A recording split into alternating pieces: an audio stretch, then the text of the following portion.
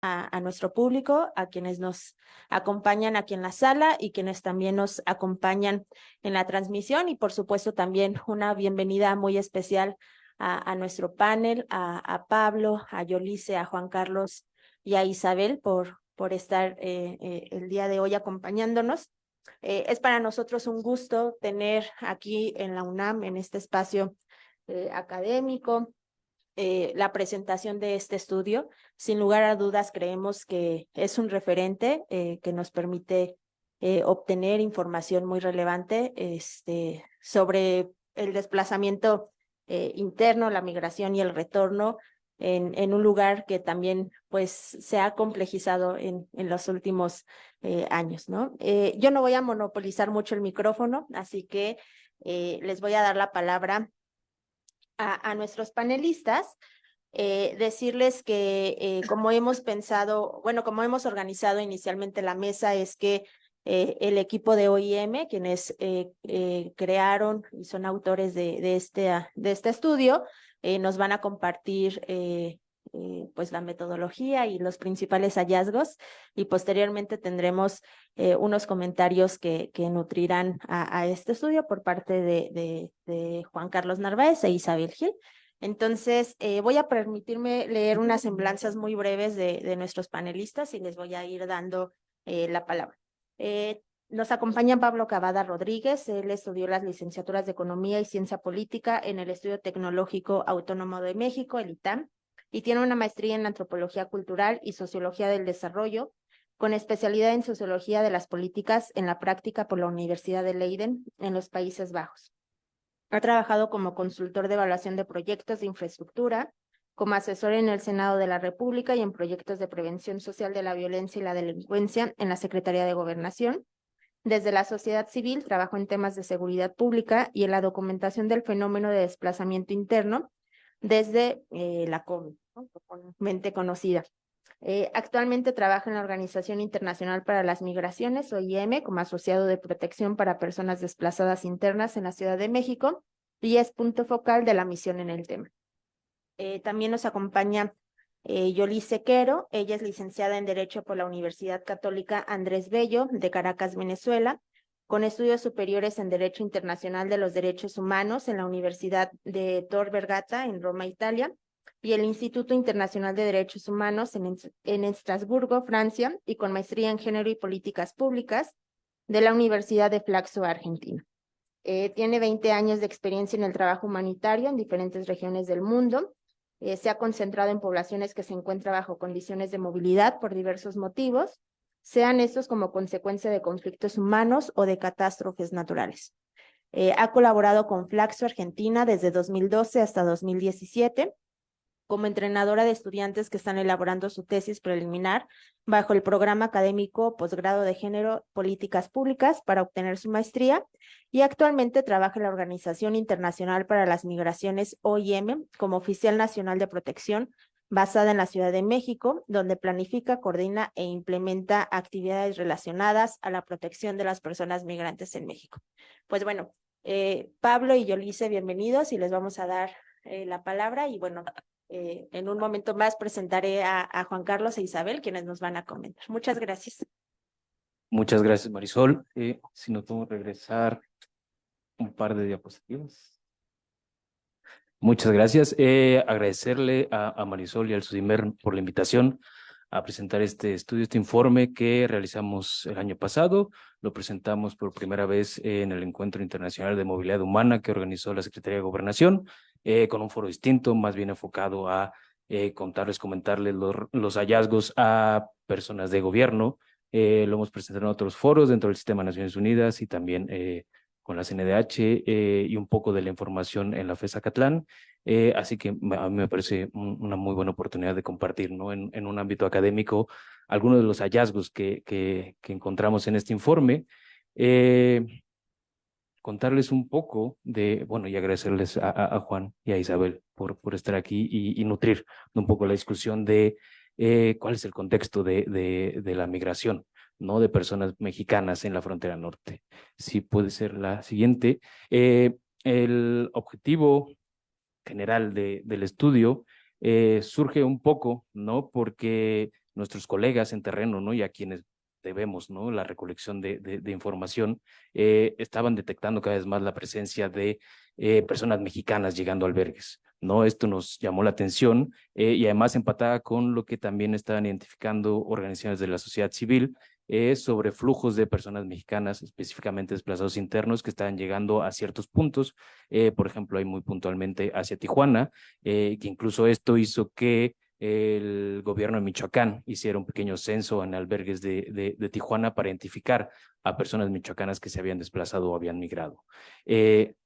Con esto en mente y con la idea de poder identificar los distintos perfiles de personas mexicanas en contextos migratorios, fue que nos decidimos a levantar este estudio, donde queríamos identificar cuáles eran las causas, ¿no? Que habían motivado a los y a las mexicanas a llegar a estos albergues de la frontera norte. También, ¿no? Otro de los objetivos que nos planteamos, y esto alineado a las líneas de trabajo que desde OIM tenemos, era identificar si la desaparición de personas era o no un fenómeno que se relacionaba con la migración y el desplazamiento que estaba llegando a la frontera norte. También queríamos identificar si la documentación con la que contaba la población en estos contextos, cuál era, ¿no? Si la estaban perdiendo y si la pérdida de esta documentación estaba o no relacionada con el desplazamiento, y también, ¿no? Un poco identificar cuáles eran las preferencias futuras de esta población, ¿no? Ya sea si querían retornar a sus lugares de origen, si querían quedarse en la ciudad donde habían llegado o si querían reubicarse en otro lado, ¿no? Con esto en mente, comenzamos el levantamiento del informe.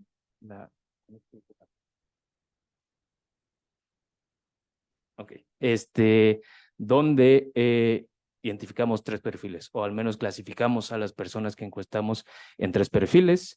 Las personas desplazadas internas, esta definición se alinea a la definición operativa que utiliza la OIM a nivel global, pero también está relacionada con la definición que existe en los principios rectores de las personas desplazadas internas, ¿no? Que nos habla que una persona desplazada interna es aquella persona que, ya sea por causa directa o por prevención, huye de su lugar habitual de residencia debido a conflictos armados, a violación de derechos humanos, a catástrofes o desastres naturales o a violencia generalizada.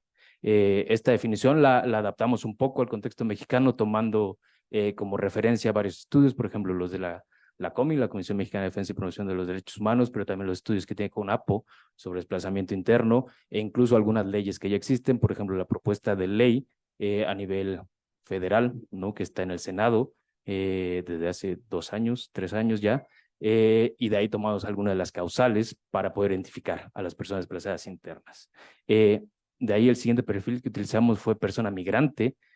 Aquí más bien agrupamos a todas estas personas que ya no cabían dentro de la definición de persona desplazada interna, y específicamente, sobre todo, identificamos aquí a personas que migraban debido a razones económicas, oportunidades económicas, a razones de salud, a reunificación familiar y otras. Esta definición no empata tal vez tal cual con la definición que desde la OIM trabaja para decir persona migrante, ¿no? Porque persona migrante para la OIM es una definición mucho más amplia que incluye a todas estas categorías, pero aquí por cuestiones operativas y prácticas decidimos solo restringir a esta parte de persona migrante.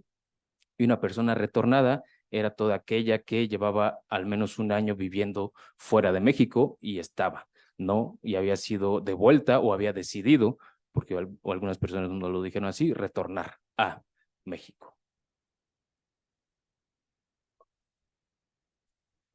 Claro, y aquí, gracias, Ulises, sí, olvidaba eso, cuando lo levantamos, y aquí está un poco las fechas, fue del 22 al 16 de diciembre, del 22 de octubre al 16 de diciembre de 2022, el título 42 todavía estaba, ¿no? Entonces eso también hacía que muchas personas mexicanas cruzaran la frontera, ¿no? Internacional, por pocas horas y eran devueltas. Si uno utiliza una definición muy estricta de persona desplazada interna, una vez que cruza una frontera internacionalmente reconocida, ya no es tal cual una persona desplazada interna, pero dado el contexto de la frontera norte nos parecía importante tener esta flexibilidad, ¿no? Con las personas, y sobre todo por el título 42, que pudieran haber cruzado la frontera y estuvieron unas horas, unas semanas, unos días en Estados Unidos y eran devueltas o decidían volver. Un poco para hablar del estudio, El total de personas que encuestamos fueron 1,780. Esto fue a través de 638 puntos focales. Es decir, hicimos 638 entrevistas válidas, porque en total fueron 671, pero hay por algunas razones, como por ejemplo que no fueron exactamente en albergues las entrevistas, o porque eran personas de otras nacionalidades, no se tomaron en cuenta las respuestas, aunque bueno, nuestra herramienta tenía un mecanismo que prevenía que continuaran, ¿no? Si la persona no era mexicana, la encuesta no permitía que siguieran, ahí lo paraba. Fueron 1,142 acompañantes, de ahí, ¿no? Dividiendo en estas tres perfiles que les mencionaba, el 89% de quienes encuestamos eran personas desplazadas internas. Era algo que más o menos ya intuíamos que podía pasar, pero bueno, no reafirma esta idea o este fenómeno, ¿no? Del desplazamiento interno que está llegando cada vez más a la frontera norte, y específicamente a estos albergues que antes eran ocupados ya sea por migrantes internacionales u otro tipo de población. El 9% fueron migrantes, el 2% fueron retornados. De las mujeres de puntos focales fueron 67%, en los acompañantes el 52% fueron mujeres. El esquema de muestreo fue no probabilístico de conveniencia, es decir, íbamos preguntando a una persona si conocía a otro desplazado y así nos íbamos. No si teníamos como esta idea de solo encuestar mexicanos, particularmente buscando desplazados internos. Ahí decir que la herramienta son 51 preguntas, que está dividida en 13 módulos, que fue lo que nos dio la información. Y antes de hacer esta encuesta, estos 638 entrevistas, hicimos un ejercicio de pilotaje, ¿no? Es decir, que fue hecho solamente por colegas de la OIM, de distintas unidades y programas, no solo de la unidad de protección, un poco para ver qué servía y qué no servía, si había que profundizar en ciertos temas. Por ejemplo, ahí nos dimos cuenta que el tema de desaparición no era la mejor forma de aproximarse al tema en esos momentos, entonces reducimos un poco las preguntas que estábamos haciendo. También reducimos la parte de el contexto en el que se daba el desplazamiento. Había más preguntas un poco para identificar cómo se daba este desplazamiento, pero también lo reducimos, ¿no? Un poco para asegurarnos que teníamos buena información. Por favor. Y bueno, ¿no? La encuesta la hicimos en 12 ciudades del país. La mayoría de estos fueron en albergues de sociedad civil. El 79% fue en albergues de sociedad civil, el resto en albergues e instalaciones o espacios de gobierno donde hay personas migrantes o desplazadas. La mayoría de las encuestas, y esto obedece también a la presencia en terreno de la OIM, ¿no? La OIM tiene oficinas en Tijuana, en Mexicali, en Juárez y en Monterrey, ¿no? Entonces, esto nos permitía cubrir estos puntos, pero también explica un poco la facilidad de ingreso, ¿no? A ciertos espacios, a ciertos albergues, porque ya nos conocían, ¿no? Nos pasó en otros espacios donde tal vez no teníamos presencia constante, donde se nos dificultaba un poco el acceso a ciertos puntos, pero bueno, ¿no? Los otros puntos que son Sonoita, Nogales, Ciudad Acuña, Piedras Negras, Nuevo Laredo, Saltillo, respondían a misiones específicas que los colegas estaban haciendo y aprovechábamos que estaban yendo a estos puntos para hacer recolección de información. Ahí tal vez Matamoros es una donde no tenemos oficina, pero había misiones constantes hacia Matamoros, lo que nos permitió, ¿no? Levantar y que el 15% de la muestra fuera en Matamoros.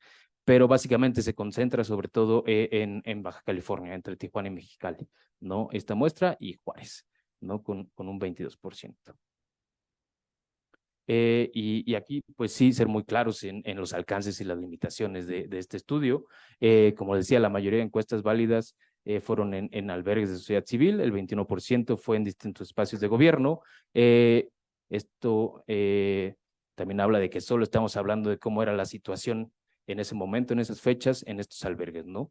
Porque también, ¿no? Identificamos que hay población migrante o desplazada que no necesariamente está en estos albergues, sino en otros puntos de las ciudades, pero ya para esas aproximaciones se necesita otro tipo de encuestas o de estudios.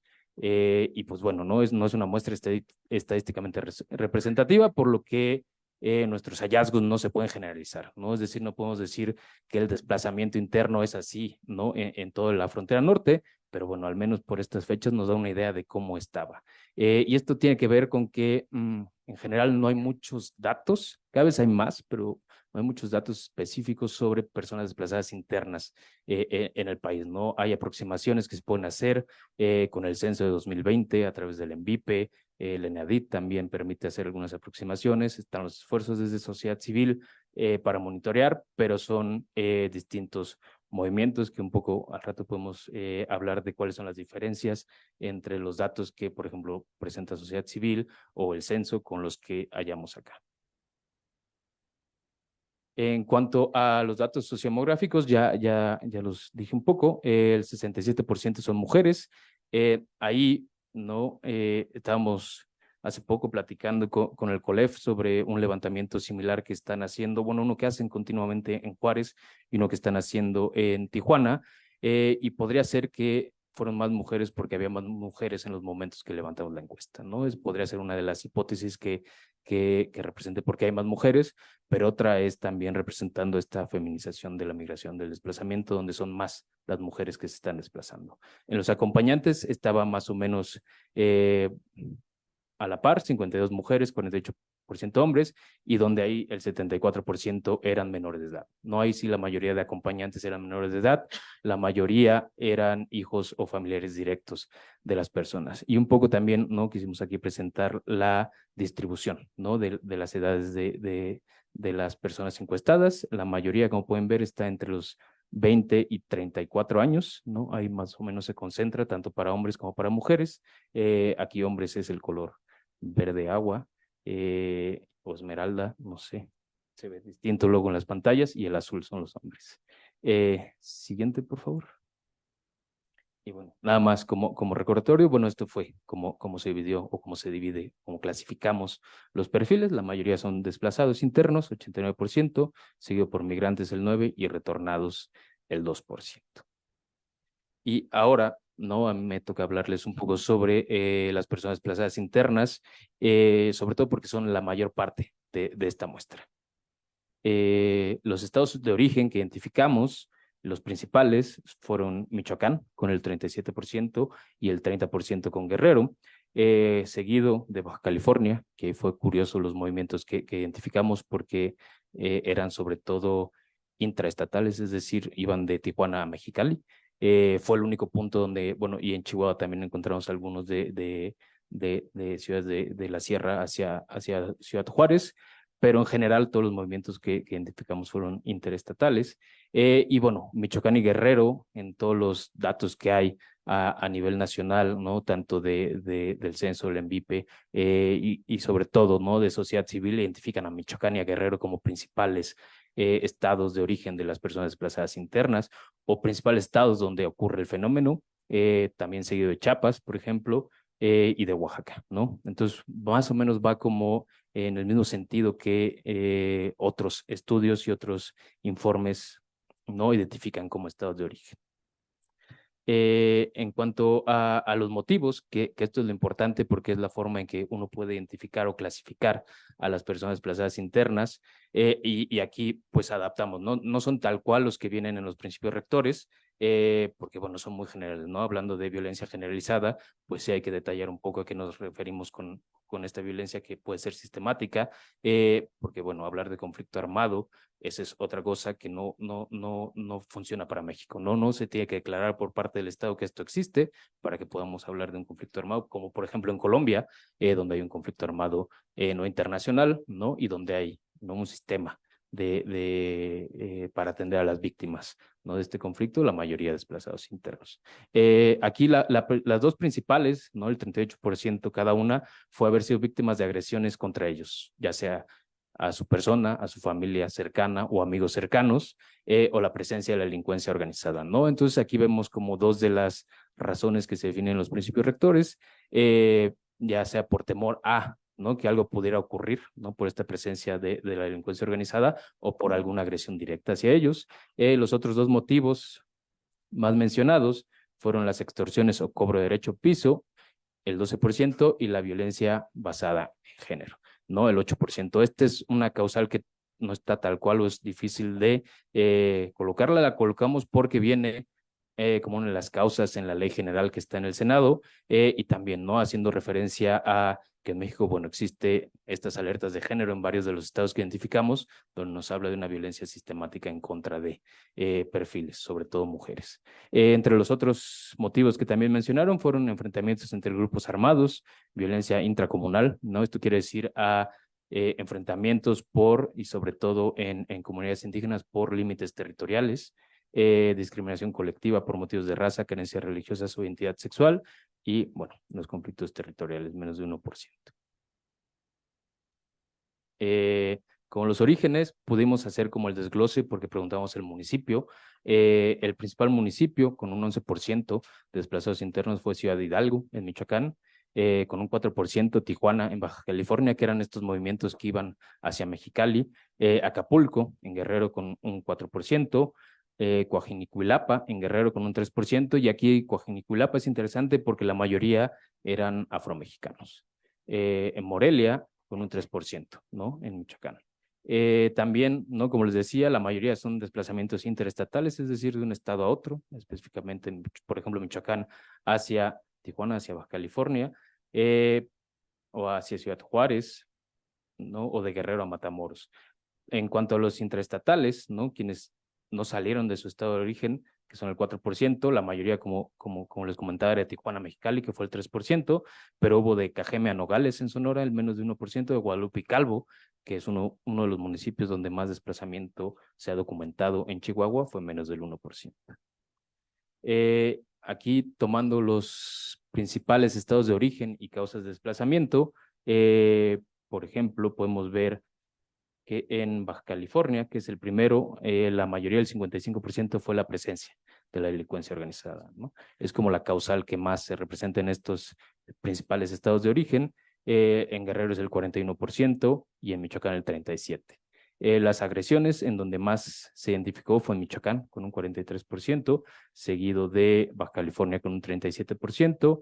Las extorsiones principalmente se dieron en Chiapas, pero aquí está interesante, ¿no? Y es esta parte que comentaba de las alertas de género que podrían explicar un poco por qué, ¿no? La violencia basada en género en Chiapas es una de las principales causales, ¿no? El 23% de quienes encuestamos dijo que habían tenido que salir de su lugar de origen por violencia basada en género, y en Oaxaca también, ¿no? Ahí también podríamos hacer, pero haría falta otro tipo de estudio más de corte cualitativo, identificar si tiene que ver con pertenecer o no a un pueblo originario, por usos y costumbres o alguna otra explicación, ¿no? Una variable que nos podría hablar de por qué la violencia basada en género sale en estos dos estados específicamente.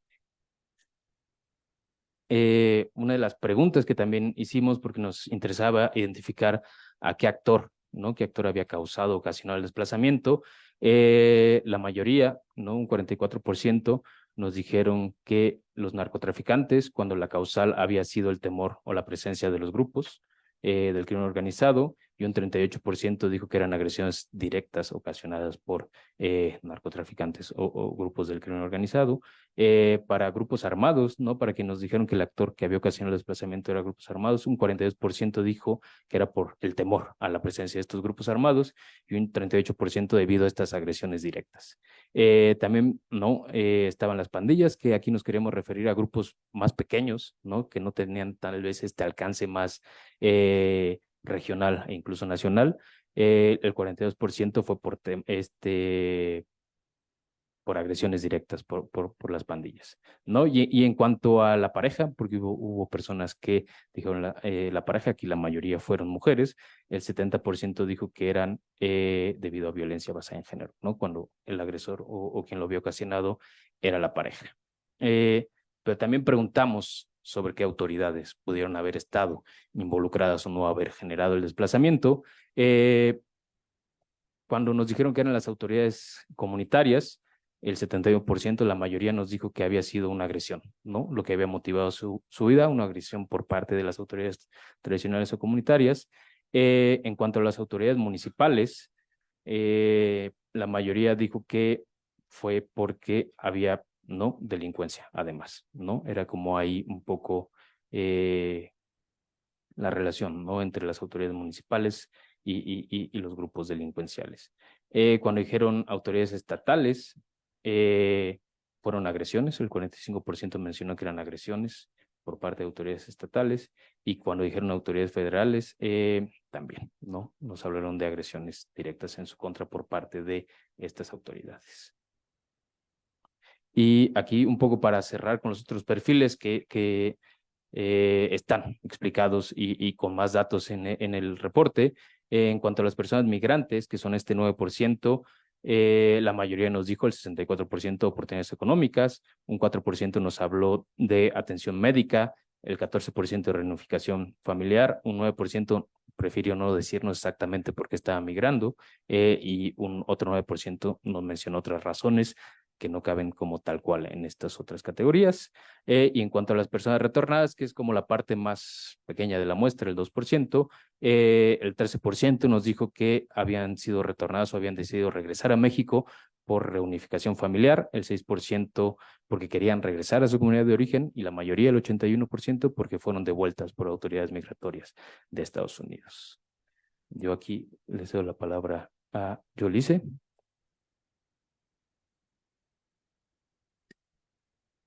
Gracias, Pablo. Bueno, me sumo también a los agradecimientos de Pablo, tanto a su a los panelistas y a los que hoy nos acompañan presencial y virtualmente, pues, por el interés que ha generado la información o este reporte. Si me apoyan con la siguiente, por favor. Sí, bueno, gracias. Justamente que hicimos una división de las ciudades con respecto a los perfiles, y un poco siempre como acotamos, ¿no? En el tema de que pues la muestra no es representativa, se acota en un momento dado y se acota justamente en los albergues. ¿Por qué menciono esto ahora? Porque, por ejemplo, si ven Tijuana, es en donde mayoritariamente llegamos a identificar con la metodología de personas desplazadas internas, seguida pues de Juárez y de Matamoros, y personas retornadas principalmente en Ciudad Acuña y Reynosa. Esto no significa que las personas mexicanas retornadas no retornen por otros puntos de internación pues terrestre en la frontera, retornan por Tijuana, por Juárez, por Mexicali, por las diferentes, por Juárez. Aquí la diferencia también estuvo dada en que no necesariamente utilizan pues la plataforma de los albergues. De hecho, con los grupos hicimos grupos focales en parte de la metodología con los colegas que encuestaron un poco para entender también como las percepciones y profundizar en algunos temas, darle un poco más de contexto a los números. Y pues nos comentaban que en ciertas ciudades no permiten, ¿no? que las personas retornadas mexicanas usen estos albergues, ¿no? O que accedan a estos albergues, y pues la muestra o sea, el lugar de levantamiento fueron principalmente albergues también. Entonces, esto es una de las razones, es solo un poco para entender dónde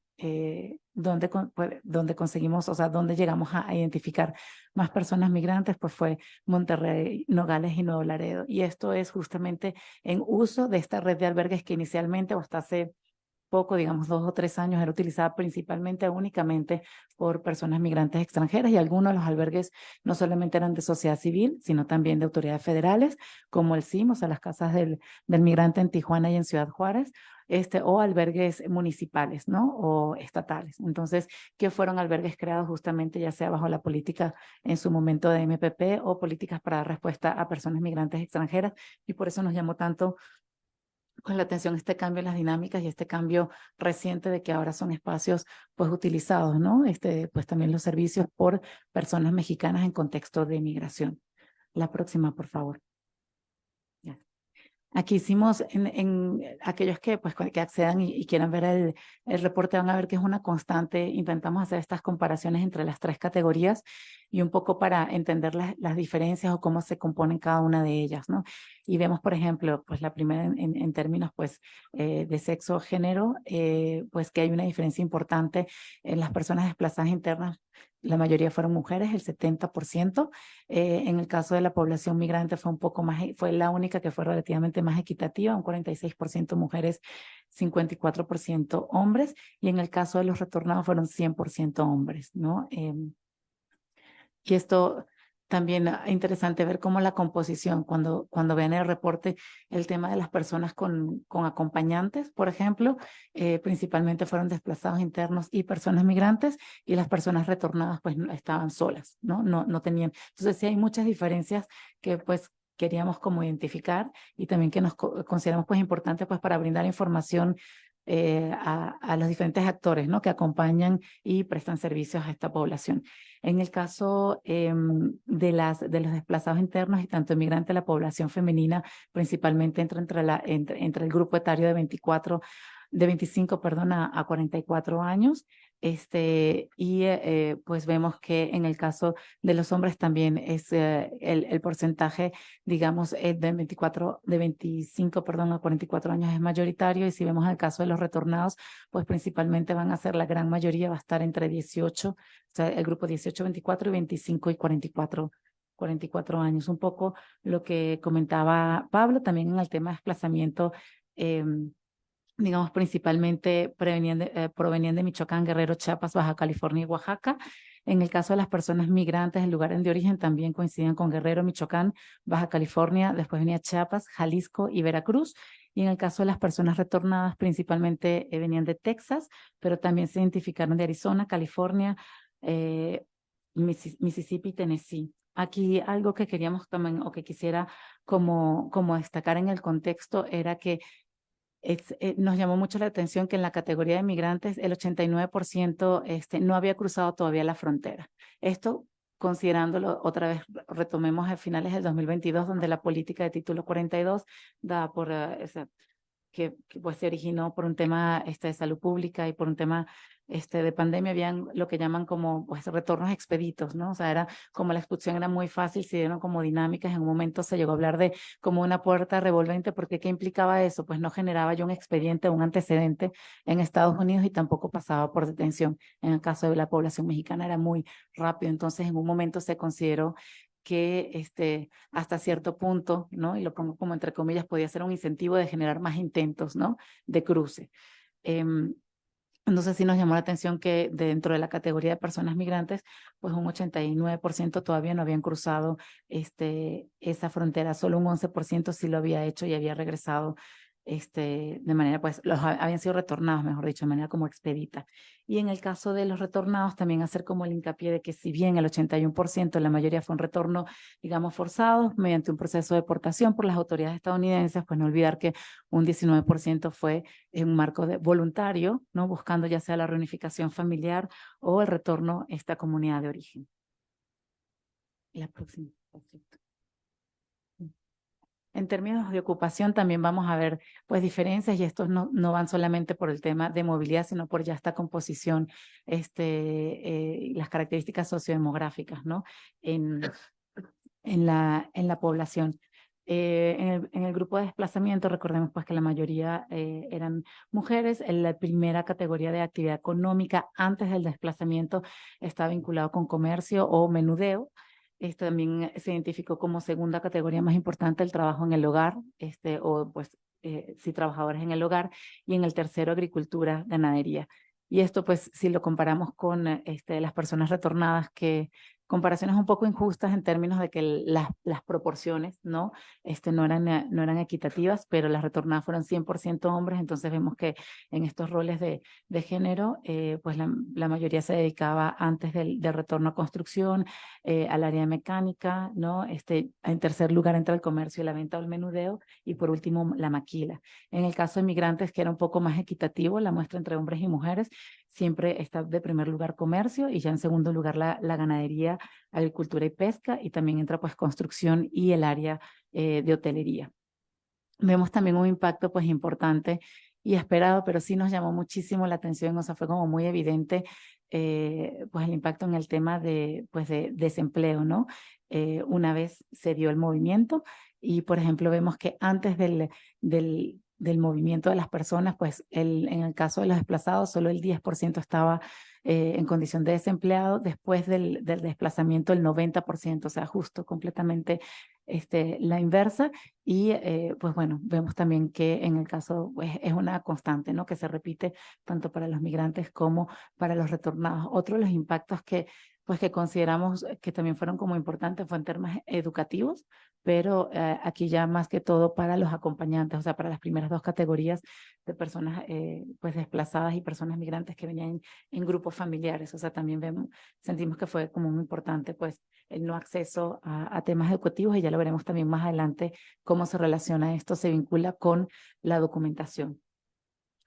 En esta lámina lo que hicimos presentar fue qué tanto de toda la muestra de las personas que participaron en este ejercicio se autoadscribían a un grupo en particular, sean como personas afromexicanas, personas indígenas, o que su idioma materno era distinto al español. En total fue un 13%, y bueno, fue dividido como de esta manera, como ven en la lámina. Principalmente pues nos llamó la atención que en el caso de los retornados había pues una mayor identificación con identificarse como persona indígena o con un idioma distinto al español, igual que los migrantes, ¿no? Principalmente salió un 21% como persona indígena y posteriormente como persona afromexicana. En el caso de desplazamiento interno vemos que a pesar de que fue la muestra mucho más amplia, digamos que había menos, si se quiere, como menos diversidad en la población, ¿no? No se identificaban, solo un 5% se identificó como población afromexicana y un 6% como persona indígena. Repito, si entran, hay información como más desglosada en el reporte, y nos pareció también como interesante en el tema de un idioma distinto al español, que de repente viéramos que en personas retornadas habían algunos idiomas que 100% eran para personas retornadas. Pues no es sorpresa que el inglés de repente sea la lengua materna, ¿no? de las personas retornadas, pero también el zapoteco, por ejemplo. Mientras que si tomamos, por ejemplo, el mixteco, el 50% de las personas que lo hablaban eran personas desplazadas internas, 25 y 25 ya correspondientes a migrantes y personas retornadas. Entonces, sí nos parece importante en todo, hicimos un esfuerzo porque en todo el ejercicio se viese como visibilizado estas diferencias, ¿no? La próxima, por favor. Y bueno, también, como les comentaba, sí estamos muy interesados en saber cómo se enteraron de los albergues, y esto es porque muchas de las organizaciones, incluyendo pues OIM, otras agencias del Sistema de Naciones Unidas y también pues organizaciones de la sociedad civil, apoyan a estos espacios para que puedan brindar servicios a la población migrante. Y entonces estos servicios o la configuración de estos servicios está pensado en personas migrantes extranjeras. Y si ahora, de un tiempo para acá, estamos viendo personas mexicanas, o sea, cómo se enteran de estos espacios, cuál es el interés, cómo llegan, cómo permanecen, y también preguntamos, bueno, cuáles son las necesidades o las expectativas, por qué te quedas en estos espacios, un poco para reconfigurar, porque en algunos momentos del año, pues sabemos que la migración es dinámica y la población es rotativa en estos espacios, pero en algunos momentos del año podemos visitar un albergue y el 60, el 70 o hasta el 80% pueden ser personas mexicanas, ¿no? Entonces cambia completamente, digamos, la configuración o las características para las cuales digamos, fueron diseñados inicialmente o se crearon inicialmente estos espacios, y por ende los servicios que están a disposición. En temas de información, pues las personas retornadas principalmente se enteraron por una institución federal, es decir, asumimos que aquí pues el Instituto Nacional de Migración en un punto de internación terrestre.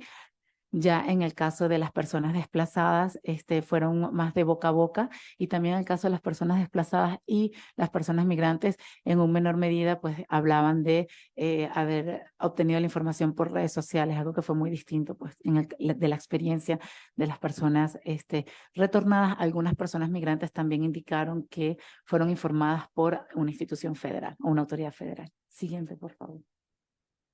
En tema de razones para permanecer, pues principalmente para los desplazados y las personas migrantes permanecían en estos espacios justamente porque, pues vamos a ver en planes futuros, la principal intención era el cruce a los Estados Unidos, y como repito, pues también al resto de la población o población migrante extranjera, o en estos espacios también se brinda información hoy en día pues de CBP One, o sea, o información sobre las políticas o los cambios de política migratoria en los Estados Unidos. Entonces, pues como forma parte de los servicios de algunos de estos albergues, también los albergues pues no son una categoría homogénea, cada albergue pues tiene una infraestructura, una estructura distinta y unas capacidades distintas en términos de tanto información como servicios que puedan brindar.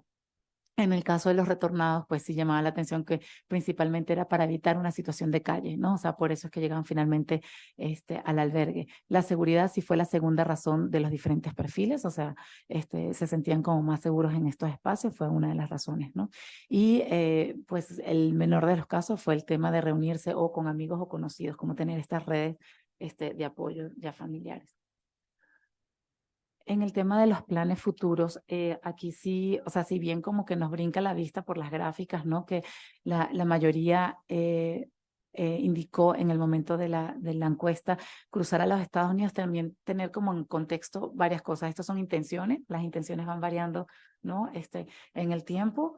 Una, dos, que en el caso particular de las personas desplazadas internas, inmigrantes, no llegaban a 3 meses de estancia en el albergue, entonces es un periodo relativamente corto en que aún, digamos, puede haber como mantener como la intención de su plan inicial, ¿no? Entonces también como tener en consideración esto cambia, si hoy en día preguntamos de repente a las mismas personas, el resultado va a ser diferente. Y si ya nos ponemos como a desmenuzar un poquito, pues también como que llama la atención que en el caso de migrantes, o sea, del 100%, solo el 52%, o sea, la mitad, mantenía esta idea de cruzar, ¿no? Entonces, si ya vemos que, bueno, ya un 20% ya dice, bueno, voy a regresar, o sea, como que abandona el plan inicial migratorio, y un 16% no lo ha decidido, un 4% quedarse en la localidad donde vive. Es decir, ya vemos que empiezan como a surgir otras posibilidades, ¿no? Igual en el caso de los retornados, un 44% piensa pues ingresar en el plan futuro. En ese momento de la intención era volver a cruzar hacia los Estados Unidos, pero como decía, algunos estaban por reunificación familiar, y pues eso también se evidencia en los porcentajes bajos de regresar ya sea a comunidad de origen o reubicarse dentro de la misma ciudad.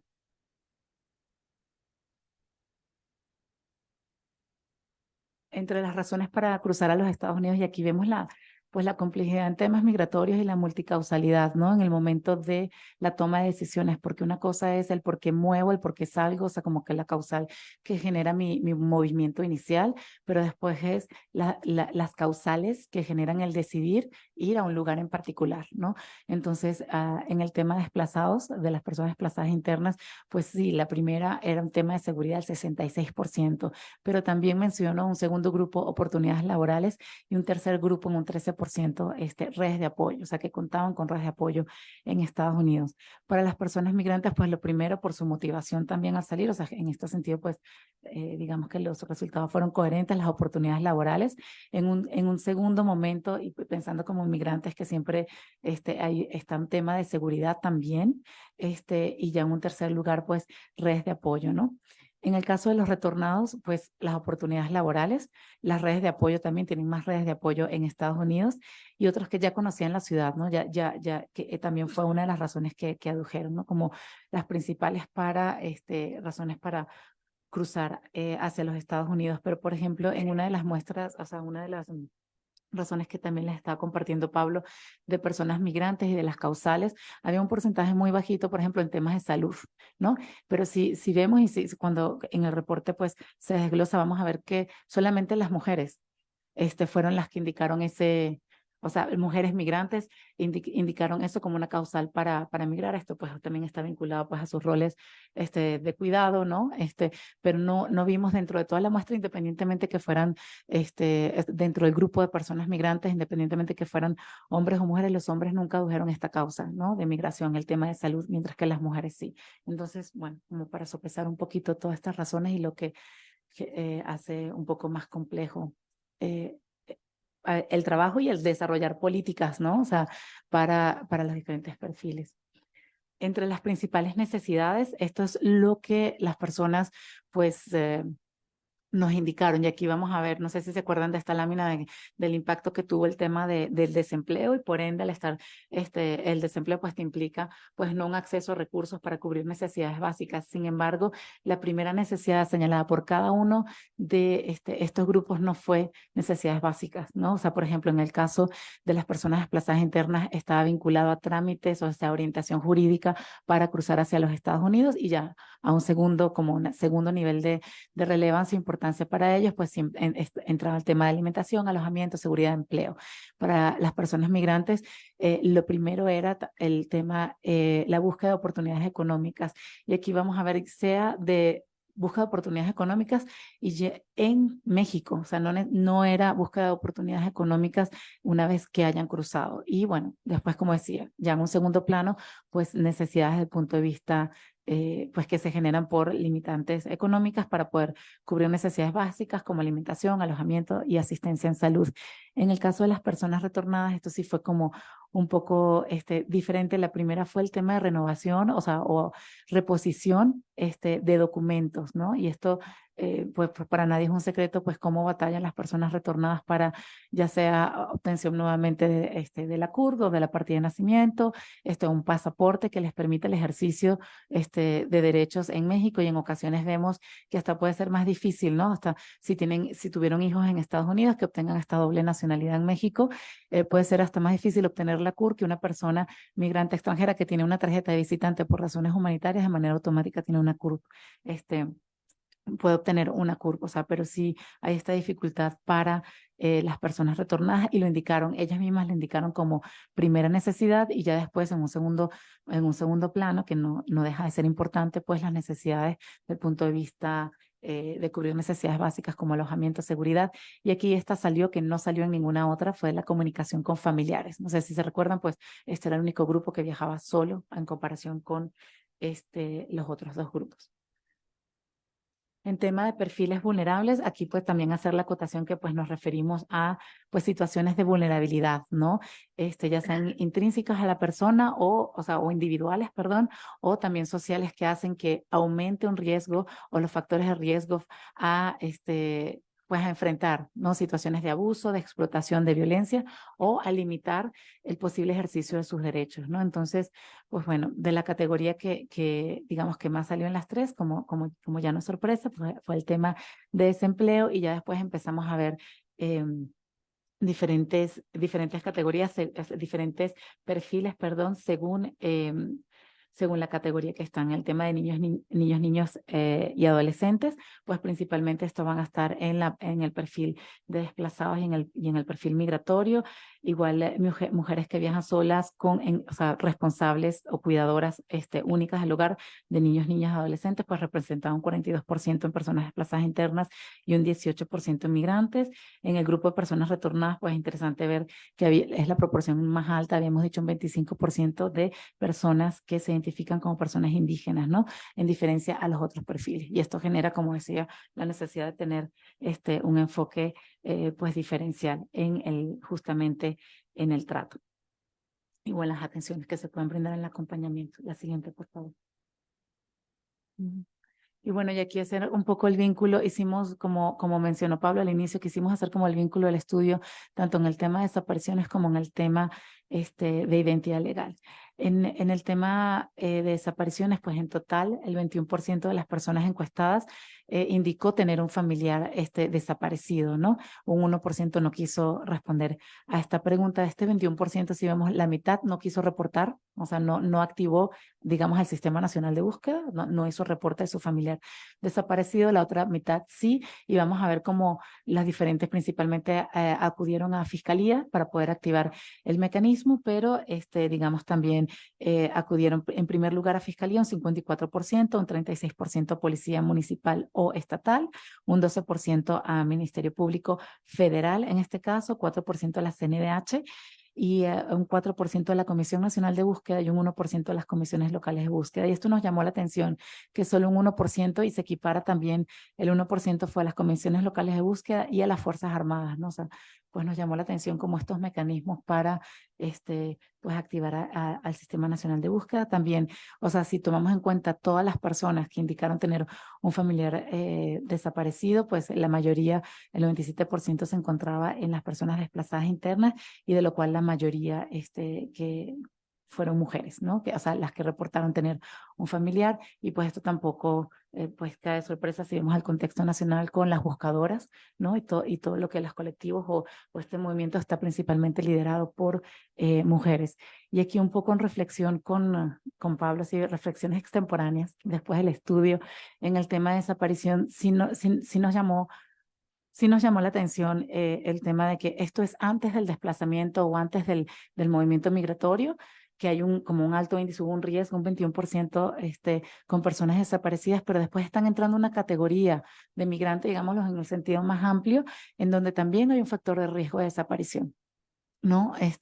Pues ya sea por delitos conexos como puede ser el tráfico ilícito o la trata, o los peligros que hay en el cruce, digamos, irregular en la frontera hacia los Estados Unidos, ¿no? Y también por eso también toda esta red de protección consular mexicana en el sur de los Estados Unidos y de activación para localización de las personas, un esfuerzo de localización de las personas con vida. Entonces sí sentimos que pues es un grupo con vulnerabilidades particulares en el tema de desaparecidos y que bueno, en este sentido pues nos quedamos cortos. Creemos que es una línea que podría ser, ahorita aprovechando que estamos en un espacio, en un ámbito académico, para profundizar, ¿no? En temas de los diferentes riesgos, tanto antes o lo que pueda generar o no, como la movilidad, como después el solo hecho de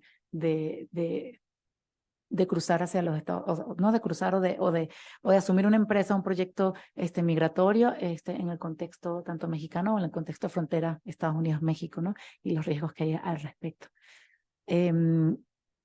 Identidad legal. En el tema de identidad legal, esto es para nosotros era muy de suma importancia preguntar este tema porque es un área que trabajamos desde la unidad de protección, digamos, de manera fuerte, porque pues sin identidad legal o sin una prueba jurídica de identidad legal, pues no existes, ¿no? No tienes acceso a derechos, no puedes cómo ejercerlo. Esto tanto para migrantes extranjeros como en el caso de mexicanos y pues era como que sumamente importante, más allá de un derecho llave y también justamente por el marco pues, del Pacto Global de una Migración Segura y esperemos y promovemos que sea cada vez más digna y más humana.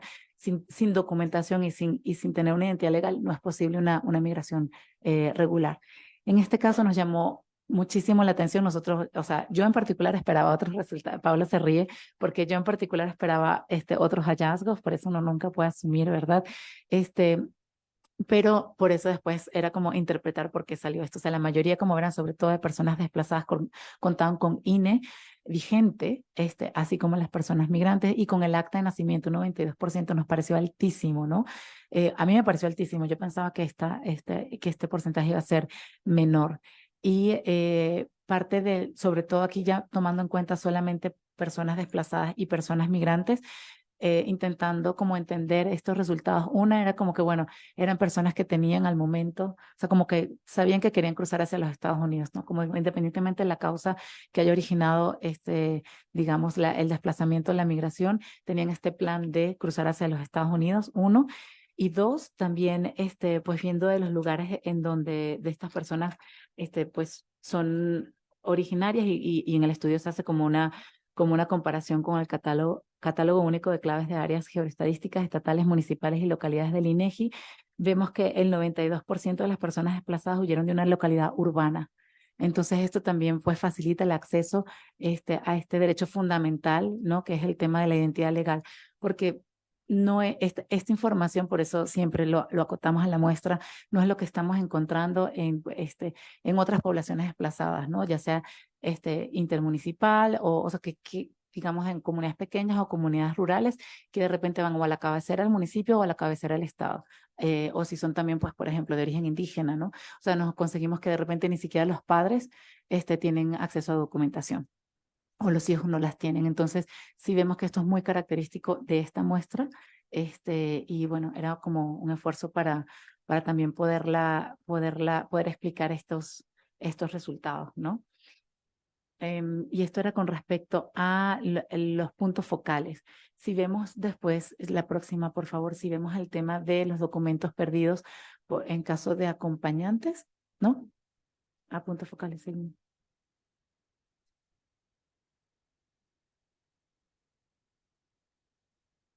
¿Qué tiene? La de acompañante, sí, creo que para no, porque ya me estoy extendiendo. Había una acompañante, si no está importante, se las comento, perdón. Vemos que los documentos perdidos mayoritariamente eran certificados educativos.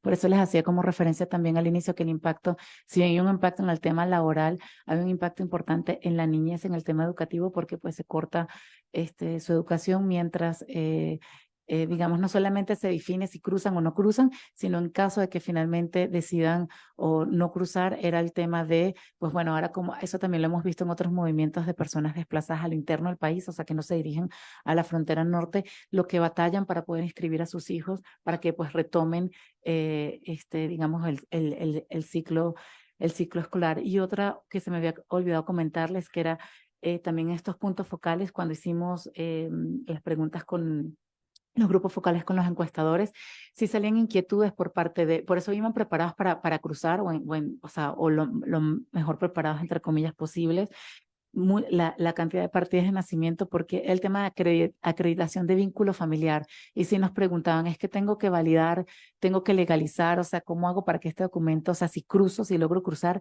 sea válido en Estados Unidos por temor a una separación familiar, ¿no? Entonces, obviamente, estas las inquietudes principalmente de personas desplazadas y de personas migrantes. Yo ahí solo voy a un poco resumir, ¿no? Ya lo que les estuvimos platicando, Yulisa y yo. Eh, ah, ¿No? Como pudimos ver, el principal perfil que identificamos fueron personas desplazadas internas, ¿no? De Michoacán y Guerrero, que va muy de acuerdo a lo que otros estudios cientifican, pero donde se hace la diferencia, ¿no? Y ya lo decía Yolice, es que la mayoría vienen de localidades urbanas, ¿no? Y la mayoría realizó un solo movimiento para llegar a Frontera Norte, a diferencia de, por ejemplo, los desplazamientos masivos, estos donde se desplazan cientos de personas, donde usualmente suelen ir de una comunidad rural hacia la cabecera municipal o hacia otro municipio, ya sea del estado o del estado de donde ellos son o de otro estado. Aquí más bien eran de estas localidades urbanas hacia Frontera Norte. Las principales razones fueron temas de seguridad, ¿no? El 66%, y oportunidades laborales, ¿no? Esto teniendo en mente cuáles eran las razones para cruzar a Estados Unidos, ¿no? La mayoría por temas de seguridad, que empata un poco por estas razones de haber huido de su hogar, y bueno, están las oportunidades laborales, ¿no? Entonces también ahí seguramente haría falta otro tipo de preguntas para profundizar más en estas razones que nos están dando.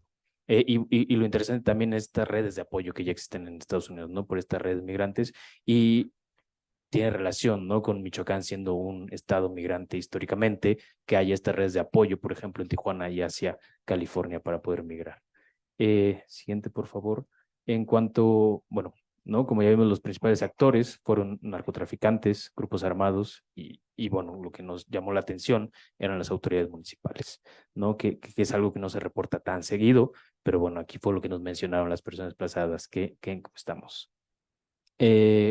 Como ya dijimos, el desempleo fue uno de los principales impactos. La mayoría de las personas lo perdió. Por ejemplo, en el caso de los retornados, la mayoría nos dijo que tenía empleo antes de haber retornado o haber sido retornados. En cambio, cuando llegan a México, la mayoría ya no tiene un empleo.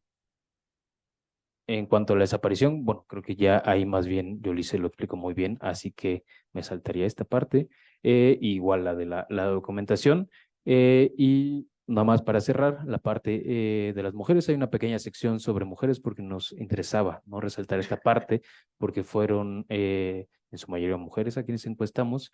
El 94% de las mujeres encuestadas son desplazadas internas, ¿no? Y es el 70% de toda la muestra de personas desplazadas internas. Casi el 80% de las mujeres entrevistadas viaja con un acompañante o más, y el 59% viaja con un niño o niña y sin otro acompañante, mayor edad. Es decir, como yo dice, viajan solas. Solo el 21% de los hombres viaja acompañado y bueno, no las personas retornadas viajan solas o fueron retornadas solas. La mayor parte de los acompañantes son hijas o hijos, y para las personas desplazadas internas representan el 73%, es decir, el 73% de los acompañantes son hijas o hijos y la mayoría menores de edad. Para los migrantes solo el 57%, y quien más viaja con sus parejas fueron las personas desplazadas internas. Y bueno, nosotros hasta aquí lo dejamos para dar espacio a los comentarios. Gracias. Muchísimas gracias, Pablo y Yolice, por esta presentación. Creo que ya nos pusieron muchísimos temas sobre la mesa para poder también entablar un diálogo con el público. Voy a presentar muy brevemente a Juan Carlos y a Isabel, que es nuestra segunda parte de esta presentación del estudio. Quienes nos van a complementar esta presentación con un par de comentarios.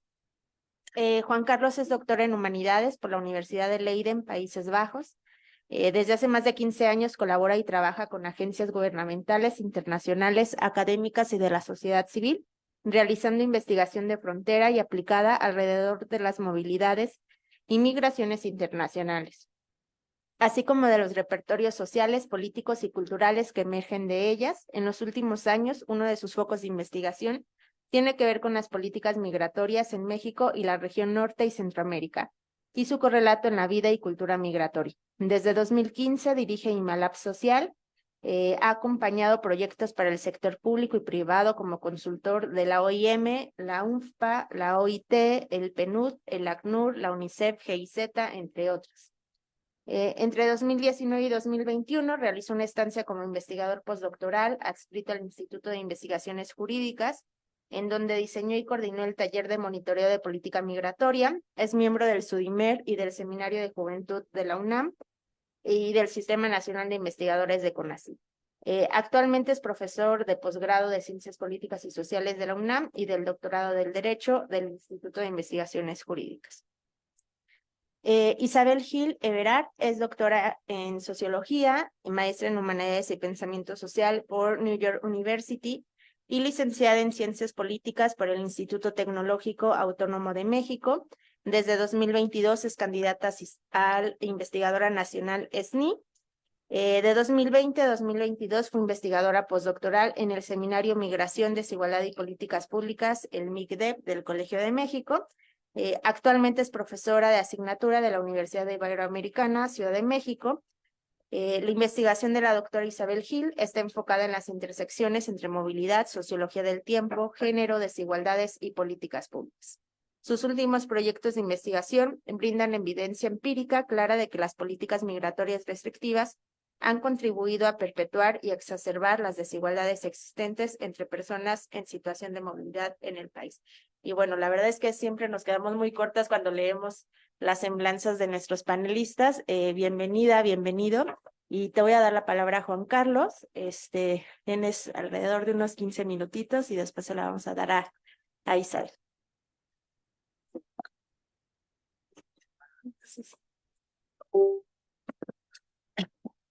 Bueno, pues muchas gracias, Marisol, por la invitación.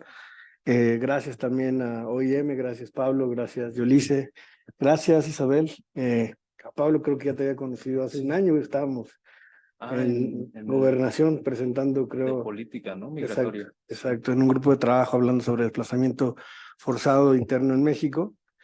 Y bueno, pues para empezar quisiera, digamos, como resaltar la importancia del estudio que realizan ustedes, ¿no? Justo como para visibilizar pues estas dinámicas de flujos mixtos donde incorporan a retornados, donde seguramente se encontraron con personas en tránsito y extranjeros en México y que tuvieron que hacer un descarte de alguna manera para poder pues adecuarlo a su cuota y a la cobertura de su estudio. Pero seguramente encontraron mucho más de lo que nos comparten en el diagnóstico. De hecho, hay toda una parte en la que Yolice habla de otras poblaciones como ya internas, o sea, dentro de México, con la que ahorita decías que sí, el tema de la inserción escolar es distinto, sí, es distinto en frontera y distinto cuando piensas cruzar, aunque lleves 30 meses en espera, que eso fue un dato que a mí me llamó mucho la atención y que de ahí que en la academia hemos utilizado mucho el término de estancadas y estancados, ¿no? Que no necesariamente es un término que se comparte en otros espacios, ¿no? De políticas públicas o de políticas internacionales, pero que sucede y que en los hechos ahí están, ¿no? Todas estas poblaciones que llevan estancadas prácticamente desde 2018 hasta la fecha, ¿no? Por caravanas, por políticas, por COVID, por N sucesos. Lo primero, pues, es esto, felicitarles y destacar la importancia de este estudio, ¿no? Que realizan y que además con esta fortaleza de tener la infraestructura de OIM, ¿no? En todas estas oficinas y traerla y usarla para hacer investigación de esta manera. Entonces, en ese sentido, pues, me parece que pues, es un acierto y que qué envidia. ¿No?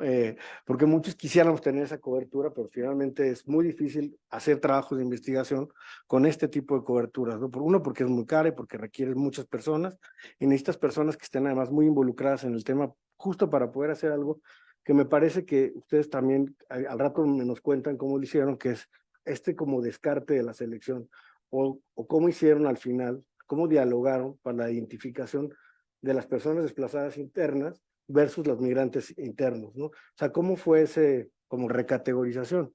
que imagino que se hizo ex post, ¿no? Con trabajo de análisis. Ahora, antes, digamos, como que de entrar en materia, en el estudio, voy a poner el cronómetro porque si no va a tardar. Antes de entrar en materia, me gustaría también un poco compartirles parte de lo que nosotros hemos hecho y para también contextualizar lo que en Frontera Norte, ¿no? Están viendo ustedes, ¿no? Entonces, si podemos compartir la pantalla. Quisiera comenzar con este breve relato. Este es un trabajo que realizamos el equipo de investigación de Sudimer y de otros espacios. Está Luciana Gandini y yo lo coordinamos junto con María Teresa del Riego Cortinas y participan otras y otros investigadores. Participa Marisol, participo como el equipo de investigación, Roberto Rojas Madrid. Fue un equipo multidisciplinario y realizamos este diagnóstico de desplazamiento forzado interno en México pensando en recomendaciones para política pública.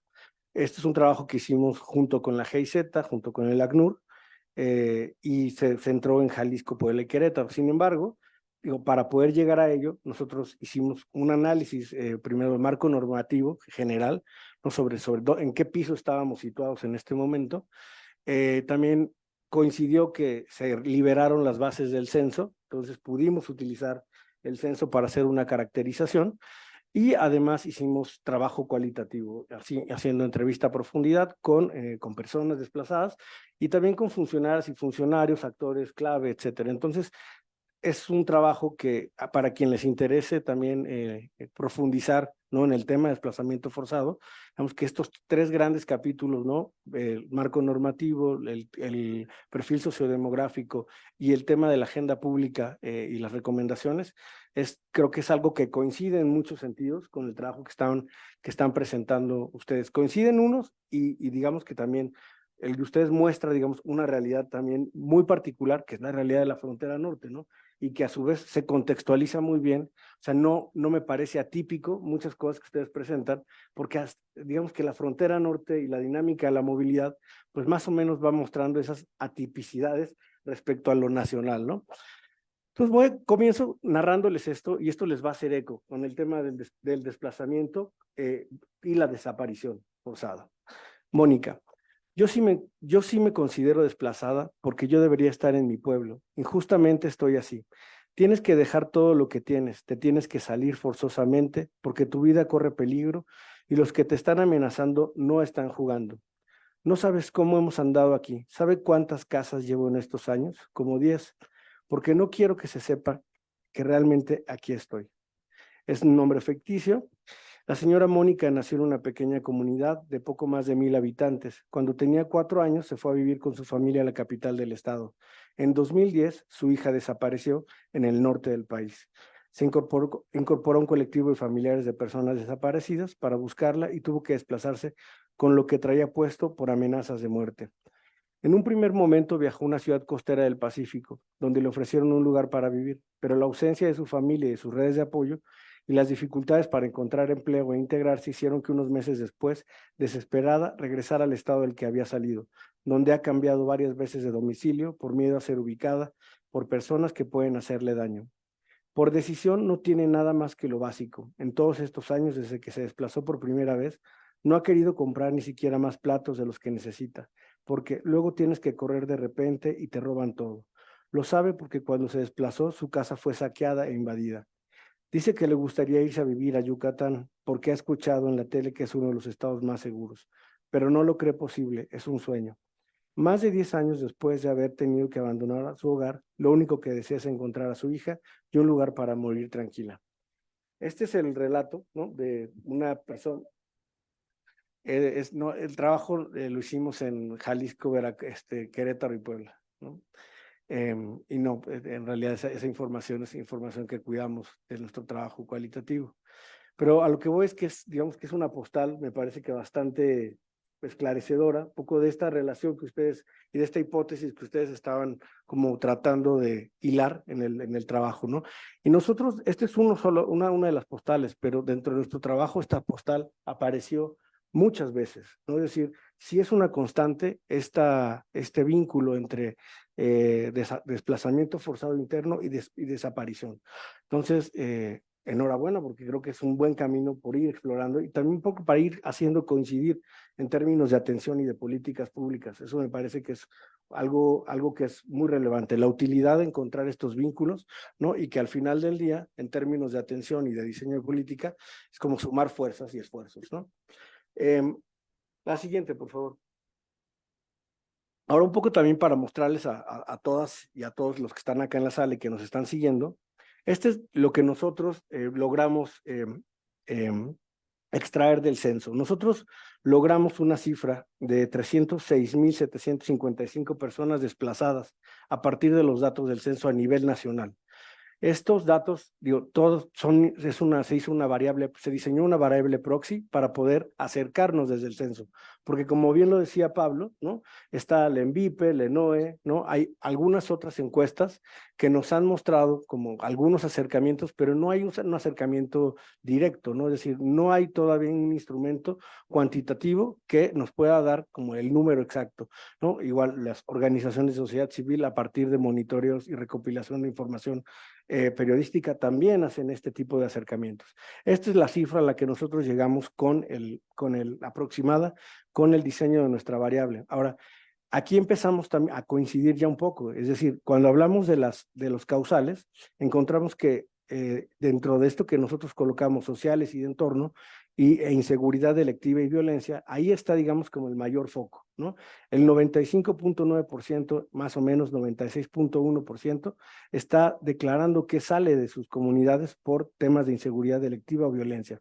Y también en términos de desastres, digamos que sería el 8.3% a nivel nacional, que por desastres, ¿no? Y lo vinculan con desastres naturales. Y ojo, hoy día estamos aquí discutiendo esto, pero lo que vamos a comenzar a ver en estos próximos meses es el desplazamiento forzado de personas, ¿no? Por el huracán Otis en la región de Acapulco y de Guerrero. Y vamos a empezar a ver todos esos que a lo mejor en algún momento fueron migrantes internos, ¿no? Económicos y que se trasladaron a la región por el tema del turismo, van a empezar a buscar o van a regresar a los estados de donde son originarios y a la mejor hipótesis, al no encontrar condiciones para insertarse de manera efectiva laboralmente y socialmente, van a buscar otro proceso, van a vivir otro proceso de desplazamiento, ¿no?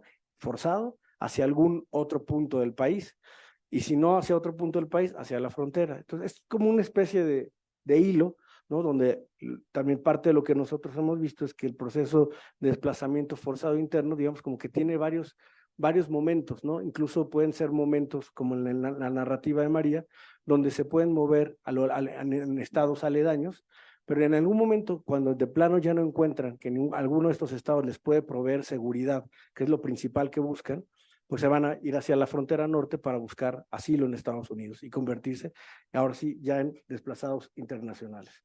Entonces, digamos, como esa es parte de la complejidad y de lo importante que hace colocar en la agenda el tema del desplazamiento forzado, que vale la pena señalar que hasta el 2019 es reconocido por el Estado mexicano como un problema público, ¿no? Entonces, y como dijo Pablo también, llevamos unos cuantos años en espera, ¿no? De que se apruebe o que se suba, se apruebe en el Senado, ¿no? Entonces, digamos que este era empezamos como el sexenio de manera muy esperanzadora en 2019 con el reconocimiento, sin embargo, no se ha convertido en ley. Está inscrito en el Programa Nacional de Derechos Humanos muchas acciones, desde las cuales los estados pueden acoger, digamos, y llevar a cabo muchas acciones de política pública, sin embargo, digamos, como que el gran paraguas que tendría que ser la ley, no lo está. La siguiente diapositiva, todas estas tablas se encuentran igual en la publicación, se van a ver mucho mejor que aquí, y las pueden, digamos, es de descarga gratuita, en la página del SUDIMER está el documento. Entonces, hacemos todo un perfil también sociodemográfico con base en el censo. Entonces, aquí ustedes lo que van a encontrar también es esto que observaron sobre una mayoría de mujeres, ¿no? No de manera, o sea, no es de manera tan visible como en el caso de la frontera norte, pero si observan aquí el dato, es el 51.4% de lo que nosotros encontramos son mujeres y el 48.6% son hombres. Sí tiende a ser, digamos, como más femenina, ¿no? El grupo de personas desplazadas internas. respecto a la escolaridad, ¿no? Vemos igual un poco que la escolaridad es escolaridad básica, ¿no? Se encuentran entre los 6 y 10 años más o menos, la mayoría. Adscripción étnica también me parece que encontramos como alguna particularidad, bueno, más bien como un diálogo con ustedes, ¿no? El 20% de las personas se identifican de alguna manera tienen o sea, una autoadscripción étnica. Y el tema de la actividad laboral, pues empleados, obreros, ayudantes, jornaleros, etcétera. Es decir, se trata también, sí, de personas, ¿no? Que trabajan o que son empleados o que son obreros o que algunos trabajan cuenta propia vía comercio informal, ¿no? Entonces, digamos que quise hacer mostrarles estos datos para dialogar de esta forma con su estudio, es decir, lo que nosotros encontramos a nivel nacional, cómo dialoga con lo que ustedes encuentran a nivel en 12 ciudades de fronteras.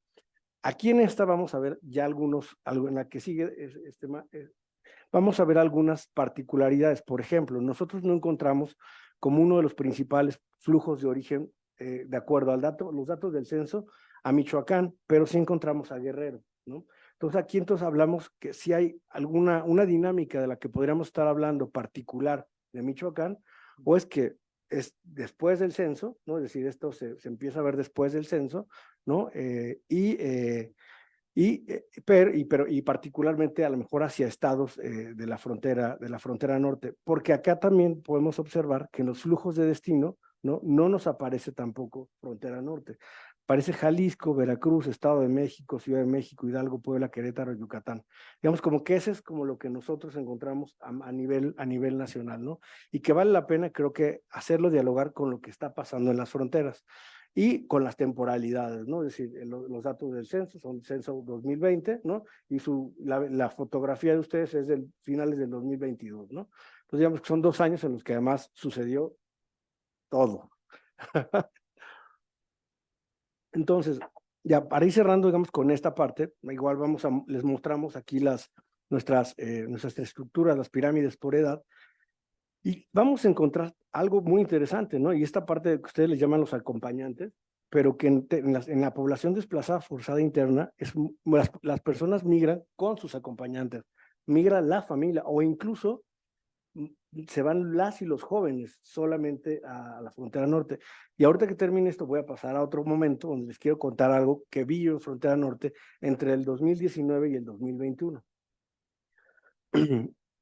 Y bueno, pues finalmente digamos, como nuestra distribución porcentual en los estados que nosotros les comentamos, que también tienen, digamos que es harina de otro costal, pero valdría la pena luego platicarlo, justo lo que sucede en estos estados, ¿no? En Jalisco pasa que hay es un espacio de desplazamiento forzado interno, o sea, de expulsión, pero también recibe, lo cual se convierte como en una especie de estado, pues, o sea, con múltiples, como son múltiples escenarios de acción ahí.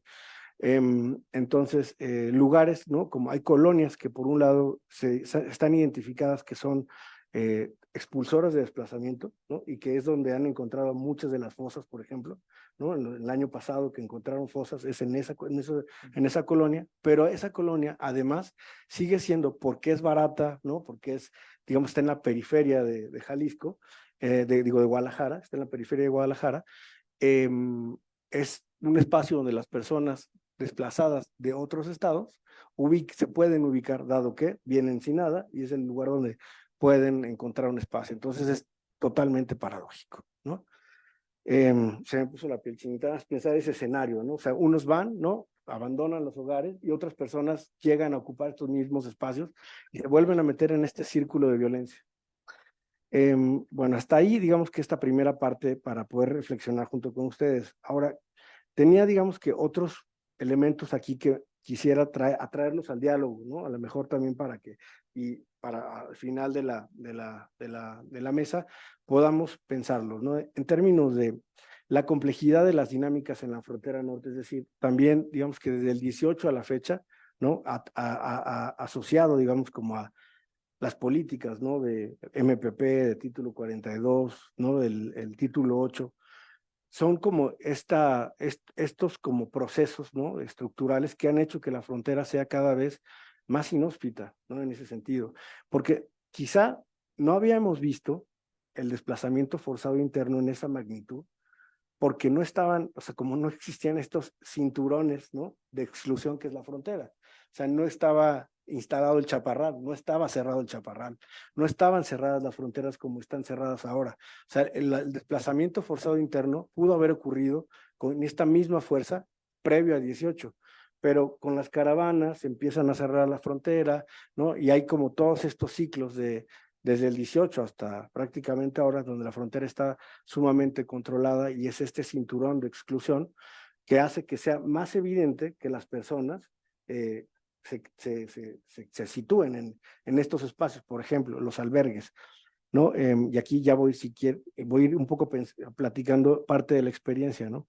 En el 2018, cuando inauguran el Centro Integrador para Migrantes, el CIM de Tijuana, en el 19 me parece. Primero inauguraron el de Juárez. Pero en el 19, de acuerdo a las reglas de operación del Centro Integrador, no podían acceder mexicanas y mexicanos. Es decir, no era, o sea, aunque estuvieran afuera 200 personas, no podían entrar porque dentro de las reglas de operación del Centro Integrador no podían ingresar. No podían ingresar personas en tránsito tampoco. Es decir, finalmente fue solamente para población MPP.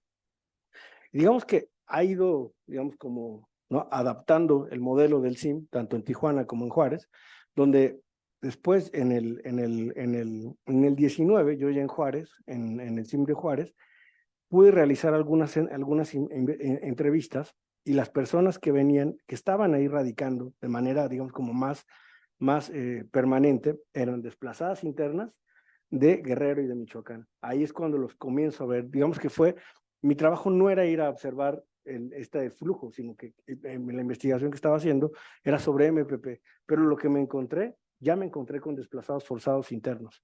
Y eso fue en Juárez en el 2019. También en el trabajo en Juárez, ¿no?, en el puente internacional, el campamento que estaba en el puente internacional era de personas mexicanas de San Luis Potosí, de Zacatecas y de Michoacán.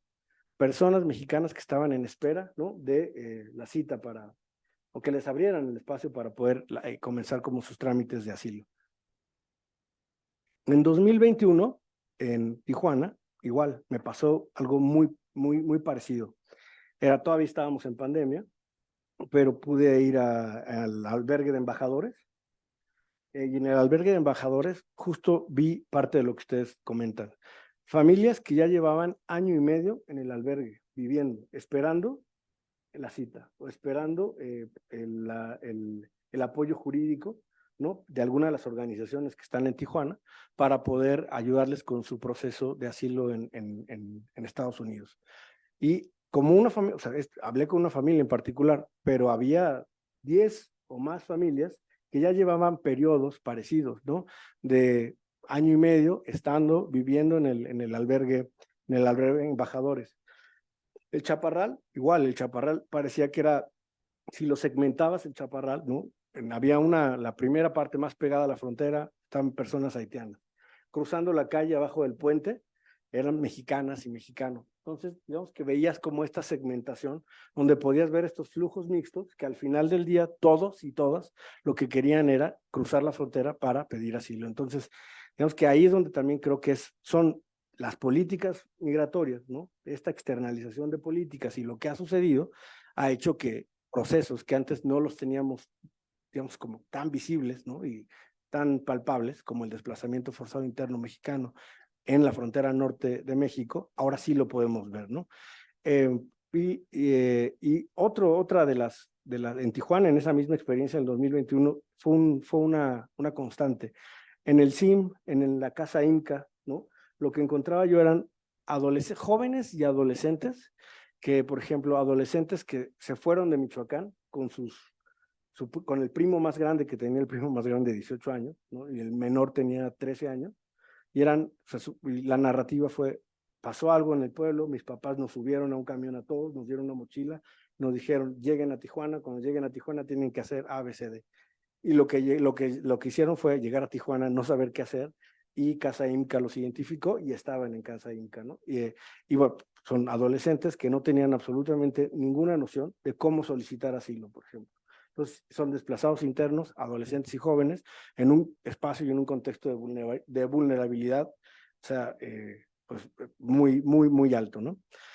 Y bueno, un poco para no robar tampoco tanto tiempo, ya llevo 19 minutos, pues nada más quisiera destacar que me parecen cosas muy interesantes, justo el tema de la temporalidad que ustedes logran ubicar, que es un dato que me parece así devastador, 30 meses en espera de poder cruzar, ¿no? Y que cuando y que en 30 meses tu expectativa de que cruzar es lo primero, no han desistido, ¿no?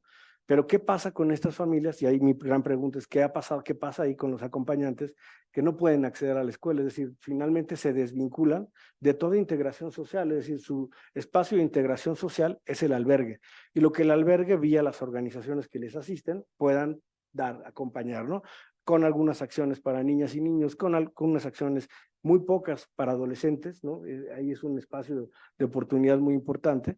Y bueno, y todo el tema, ¿no? De la generación de recursos económicos, el tema del no poder acceder al empleo, ¿no? Hacen sus propias cocinitas dentro del propio albergue, embajadores, venden ahí con la misma población, etcétera.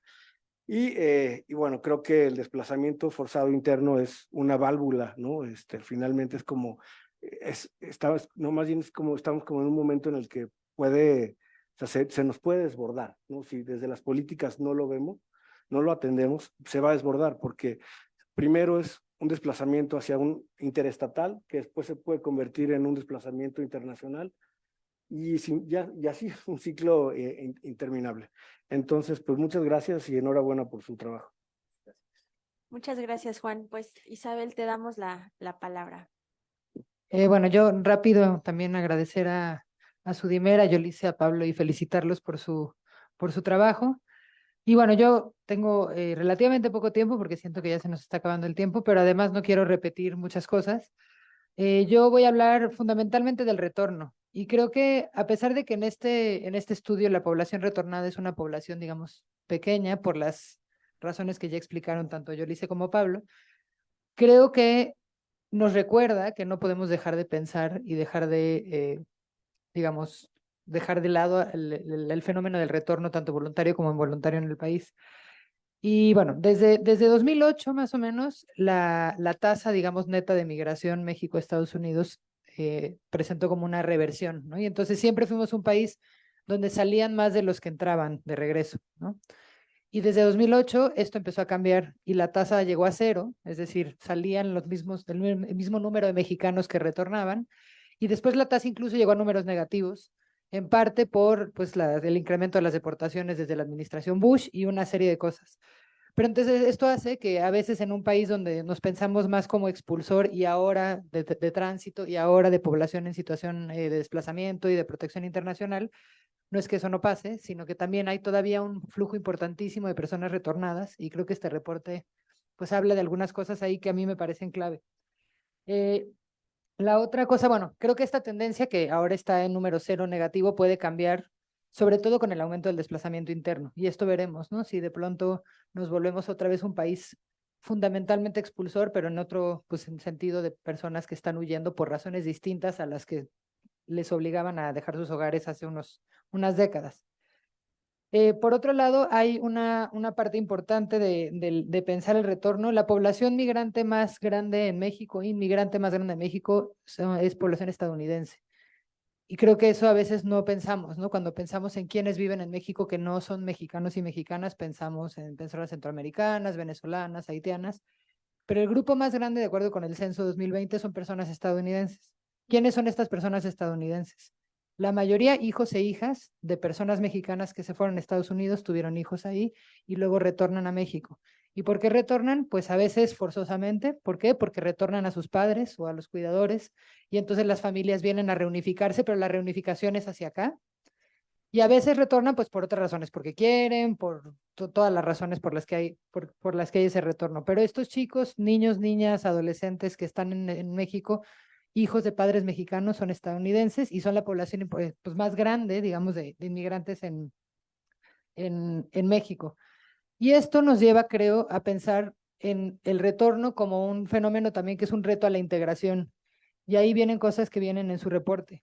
Esta idea de la población retornada, y yo sé que son solo 16 personas, pero extrapolemos un poco esto con lo que conocemos de otros estudios. La falta de documentación, ¿qué hacen estas personas para integrarse o reintegrarse a sus comunidades en caso de que se quieran quedar? Y vemos que entre la población retornada es la propensión más baja, aunque sigue siendo alta, de querer volver a ir a Estados Unidos. Entonces, bueno, asumiendo que estas personas por diferentes razones pueden quererse quedar en México y no tienen este acceso a documentación, creo que eso es un reto importante en términos de política pública y también en términos de análisis de la situación de estas personas. Me parece muy impresionante en todo el informe en la condición del desempleo, o sea, los costos de la migración para el empleo, ya sea la migración por motivos económicos, forzada o el retorno para el empleo. O sea, estas 16 personas estaban empleadas y ahora ninguna está empleada y son personas mexicanas.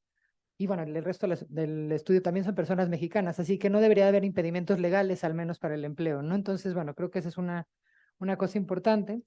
La otra tiene que ver con lo que otros académicos hablan, las deportaciones de facto, ¿no? Entonces, hay este número de deportaciones que son, deportan, lo que les decía, deportan un familiar y de facto deportan a la familia, aunque no sean personas mexicanas o aunque la deportación no las afecte directamente a ellas. Se agarran a un papá y al deportar al papá, pues vienen la mamá, los hijos, pues siguiendo esta deportación. Entonces, las deportaciones de facto, que hacen que desde el 90, o de más o menos desde los 90, el mayor flujo de inmigrantes a México son personas menores de edad estadounidenses. Entonces, bueno, lo que quiero decir es que el retorno no es solo son estas 16 personas, sino todo lo que acompaña, digamos, la dinámica familiar, la separación familiar que pueden experimentar estas personas y la posible integración y reintegración de estas personas. Me llama también una cosa la atención del estudio, que es que entre las personas que quieren regresar a Estados Unidos, de las personas retornadas, nadie menciona que quiere regresar para reencontrarse con su familia, cosa que a mí me sorprendió, porque pensaría yo que una de las razones cuando las personas las deportan a México, muchos dicen, no, es que yo dejé a mi familia en Estados Unidos, ¿no? O sea, la reunificación familiar fluye México-Estados Unidos, pero también Estados Unidos-México, ¿no? Y como que creo que eso es algo que bueno, sí, que en el estudio no necesariamente sale, pero creo que hay que tomar en cuenta. Y tenía a un par de cosas. Ah, bueno, que también en el retorno, cuando hablan de las razones para el retorno, dicen, bueno, el retorno forzado fue el 81% y 13% busca reunirse con su familia. Pero entonces yo digo, bueno, pues tal vez este 13% también es una víctima indirecta de un retorno forzado previo, ¿no? Y para eso nada más pues para no olvidar como la importancia de las políticas y de pensar en cómo pensar políticas de retornos más voluntarios y planeados, ¿no? Es decir, el retorno puede seguir sucediendo y puede haber muchas maneras de retornar, pero la imposibilidad de planificar el retorno con estas políticas pues arbitrarias y que cambian cada administración en Estados Unidos, pues rompe muchas configuraciones familiares y planes de vida, etcétera, etcétera.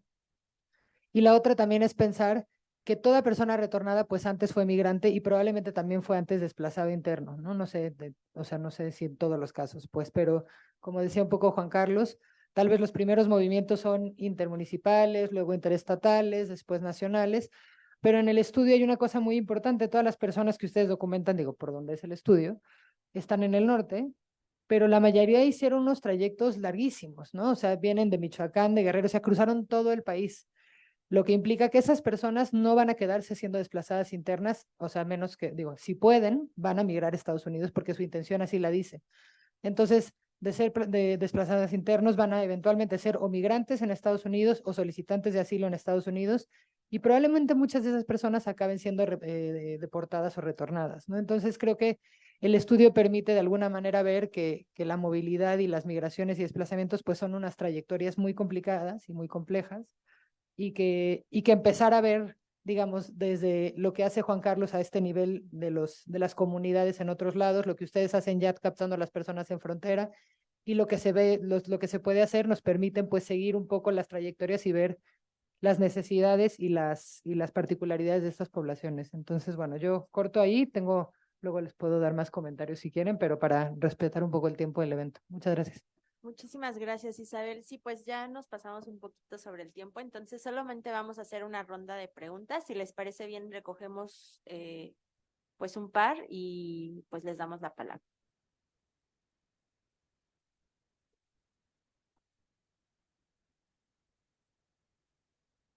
Gracias. Buenas tardes. Mi nombre es Margarita Aurora Vargas Canales. Soy investigadora de la UNAM. Recibí la invitación para estar hoy aquí y pues me da mucho gusto, los felicito.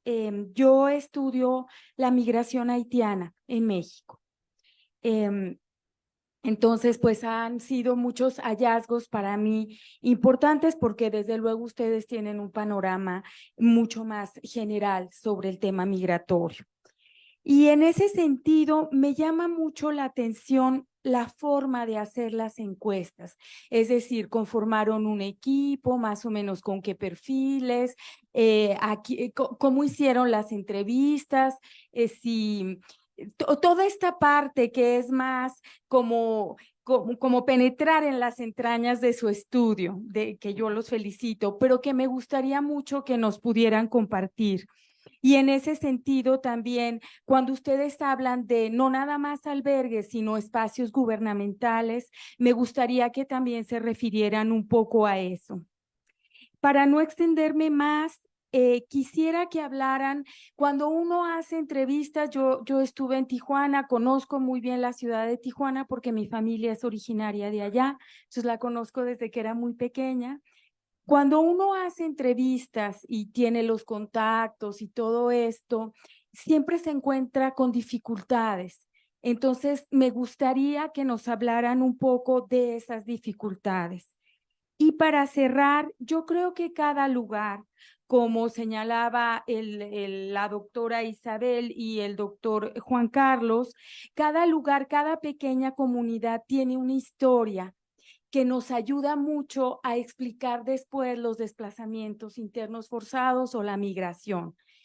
Cuando ustedes mencionaban Zacatecas, por ejemplo, o lo mencionó el doctor Narváez, pues claro, porque hay una historia en los últimos años de narcotráfico terrible, de violencia, etcétera. Entonces, me parece también muy importante vincular en la medida de lo posible la historia de esas comunidades para después explicar las migraciones o los desplazamientos internos.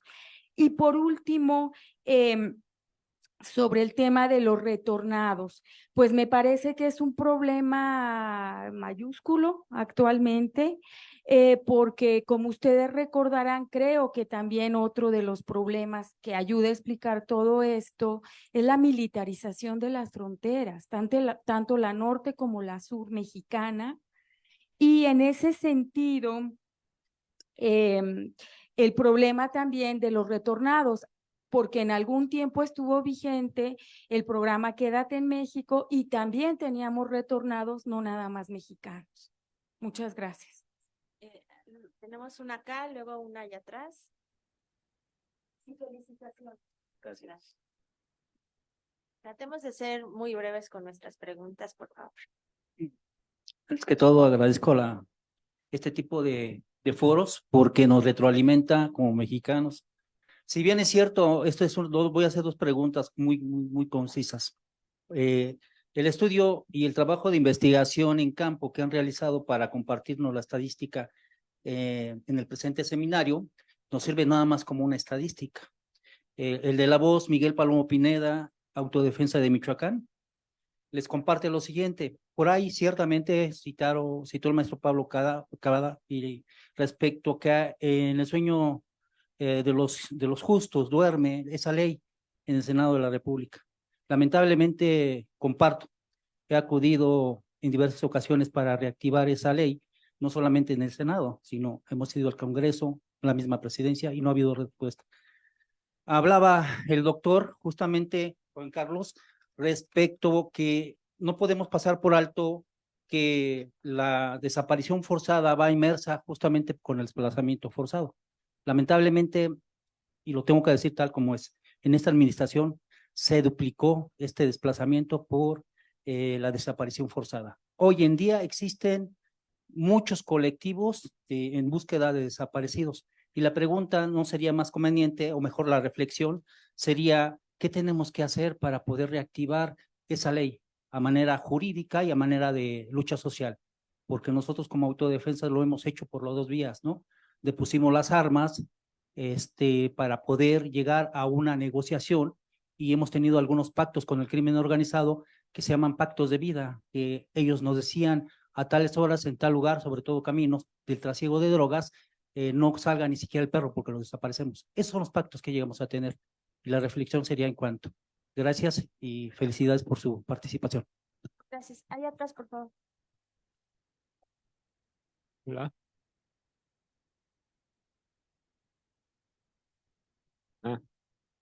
Soy Hugo Alfaro y soy del posgrado de Historia de aquí del UNAM. Y quería preguntar, porque comentaron al inicio que han presentado también este informe con funcionarios y en el gobierno, ¿cómo ha sido la recepción por parte de los funcionarios? Y señalaron también que no era una muestra representativa, entonces, ¿cómo más o menos se utilizaría para hacer las cuestiones de política pública? También tenía la duda de si han realizado ejercicios como estos en el pasado o planean hacer algunos en el futuro que pudiera decir cómo han cambiado, digamos, estas variables.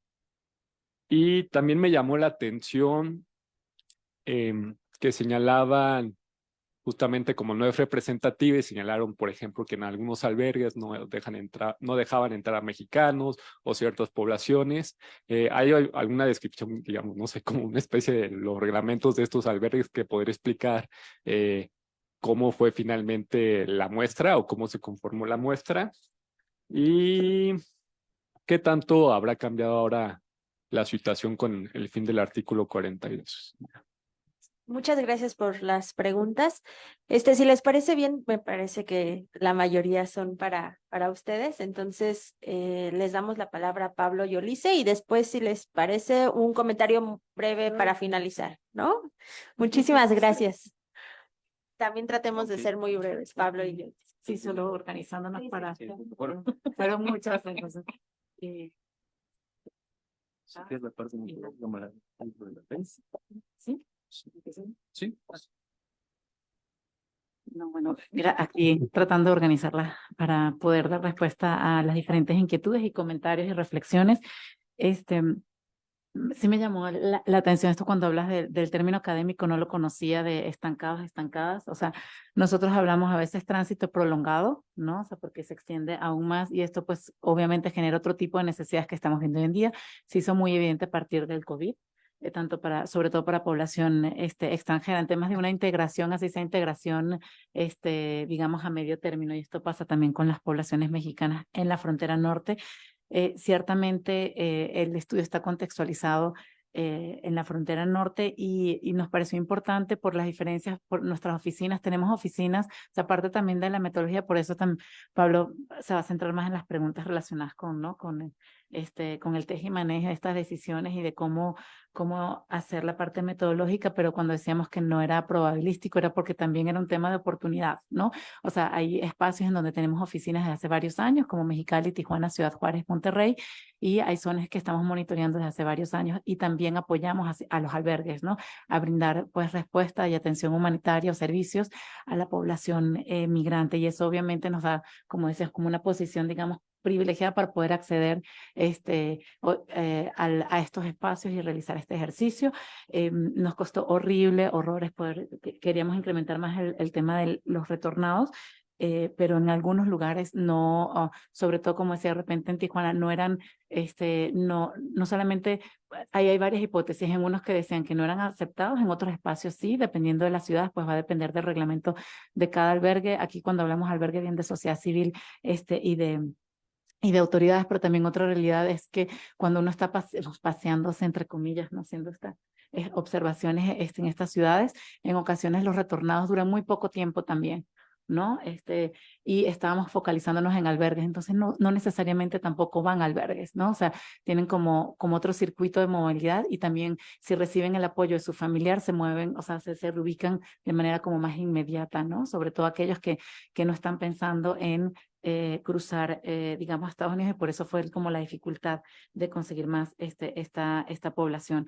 Y para volver al tema de estancados o tránsito prolongado, el problema en empleo, como decía Isabel, y además que no hay limitantes en temas de documentación, pero en el tema educativo, si yo soy mexicana, tengo hijos mexicanos, mis hijos estaban, mis hijos, mis hijas estaban inscritos en un colegio, y voy a estar 32 meses o 2 aquí esperando para cruzar, porque no puedo inscribirlos en el colegio. Entonces sí vemos mucho esto que pasa dos cosas. Primero por la documentación, o sea, primero hay barreras como, digamos, administrativas, pero también en este tema de estar estancados, yo lo vinculo mucho con también un estado mental, ¿no? De que ya voy a cruzar y no quiero generar un arraigo ni siquiera temporal, porque puede pues, digamos, pues de alguna manera boicotear mi plan de cruzar. Entonces, pero esto va en detrimento, sobre todo a veces de construir redes de seguridad, de construir redes de apoyo y de la educación de niños, niñas, adolescentes, ¿no? Entonces, pero esto forma parte también de la necesidad de un acompañamiento, pues, psicosocial de las poblaciones, ¿no?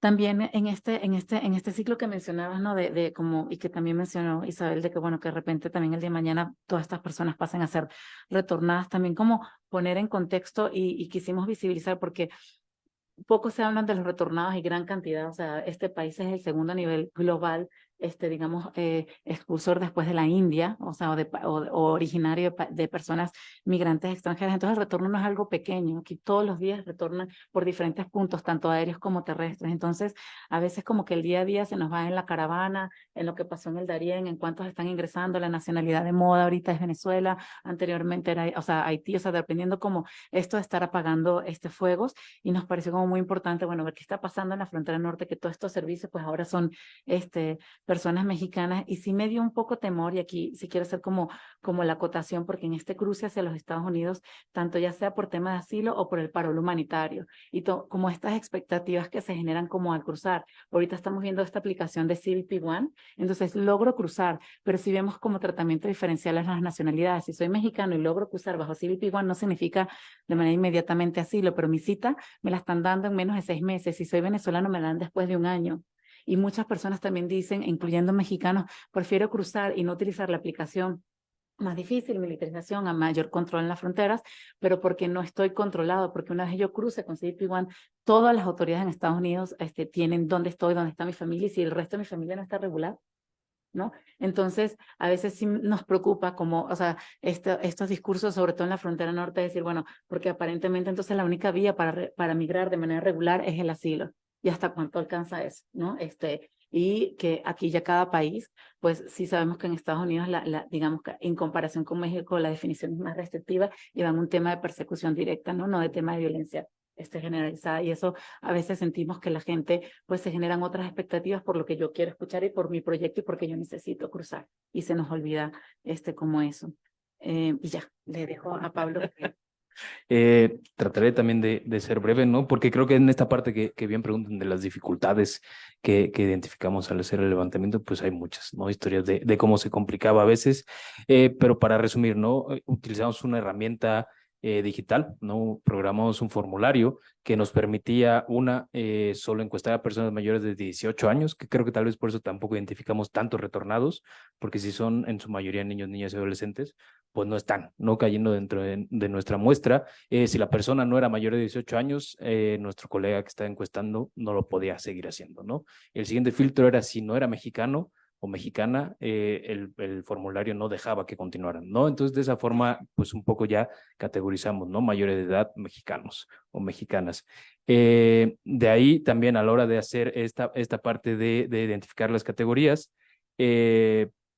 se hizo ex post, pero también la herramienta permitía, ¿no? Identificar si estaban más de 1 año en Estados Unidos, inmediatamente iba al cuestionario para retornados. Si estaban menos de 1 año en Estados Unidos, iba a un cuestionario de migrantes que además preguntaba también causales relacionadas con el desplazamiento, y podíamos nosotros hacer la clasificación, ¿no? Ex post, de si eran o no desplazados internos. Las entrevistas fueron en albergues y estos otros lugares, por ejemplo, fue el Hotel Filtro de la OIM en Tijuana, fueron oficinas del INM, por ejemplo, en Sonora, o en Tamaulipas, fueron en estos centros integradores, ¿no? Que ya Juan Carlos comentaba también, ¿no? En Ciudad Juárez. Fueron como estos otros espacios donde lo hicimos. Dificultades sí había, sobre todo en los temas que podían detonar alguna crisis en las personas, ¿no? Pero siempre no dijimos si la persona quiere parar por completo la entrevista en ese momento, se puede, no hay problema, no están obligados, ¿no? Porque siempre les informamos que al contestar esta encuesta, pues realmente no estaban recibiendo nada a cambio. Nosotros damos información relacionada, por ejemplo, a prevención de fraudes, de extorsiones, que solemos trabajar con migrantes extranjeros, pero si les informamos que esto no era como, bueno, con esto ya puedes pasar a Estados Unidos o algo así, no, más bien era para recopilar información. También esto hacía que tal vez algunas personas no quisieran, ¿no? Como continuar con la entrevista. Las dificultades también, por ejemplo, en la parte de desapariciones costó mucho trabajo. Ahí el pilotaje que hicimos con colegas, todos quienes encuestaron fueron colegas de la OIM que estaban trabajando, que tienen distintos perfiles desde trabajadores sociales, abogados, sociólogos, no sé, hay una variedad de perfiles porque no solo eran no personas de la unidad de protección, siempre había alguien de protección, no acompañándolos para poder acompañar, ¿no? Si se complicaba el levantamiento, pero en general, ¿no? Eran colegas de la OIM. Y, por ejemplo, en desapariciones sí, ¿no? Porque contaban y narraban los hechos, ¿no? Y hacían esta conexión, ¿no? Pues más bien era un familiar desaparecido o era su pareja desaparecida y después de irla a buscar, ¿no? Era que decían irse del lugar. Sobre la ley y cómo ha recibido esto, yo creo que desde el 2019 que reconoce el gobierno federal que existe el fenómeno, han estado más abiertos a no hablar y discutir sobre el desplazamiento interno. Hay diferencias de cómo lo ve el gobierno, por ejemplo, para la Secretaría de Gobernación, si la persona cruza una frontera, ya no es desplazado interno, ¿no? Son como estas partes, pero lo han recibido bien, y siguen haciendo, ¿no? Por ejemplo, hay CONAPO, es quien sigue sacando, ¿no? Y tiene un informe interesante sobre desplazamiento, desaparición en la zona del Bajío. Queda un minuto. La parte de la ley, se ha detenido, ¿no? Porque Hacienda básicamente dijo, bueno, esto necesita muchos recursos, ¿de dónde podemos sacar tanto recurso? Está duplicando funciones, ¿no? Por ejemplo, le da o le otorga la parte a la Comar de acompañar y de operacionalizar toda la parte de atención a personas desplazadas internas, pero bueno, como sabemos, la Comar está rebasada en sus funciones y si no va a tener un financiamiento extra, ¿cómo puede ser, no? Desde el Sistema de Naciones Unidas sí hemos insistido en que habría que aprobarla porque sería más sencillo tener y identificar quiénes son los sujetos obligados y entonces que sí hay un presupuesto para la atención, pero bueno, mientras tanto existen, ¿no? Otros sistemas de atención a víctimas y no olvidar que siguen siendo personas mexicanas, ¿no? Que pueden acceder a esto, pero bueno, es una discusión que ahí está y estará, ¿no? Nos queda el siguiente año a ver si se aprueba o no, pero hay esfuerzos a nivel estatal, ¿no? Que se están haciendo. Disculpen que no me puedo extender, pero gracias.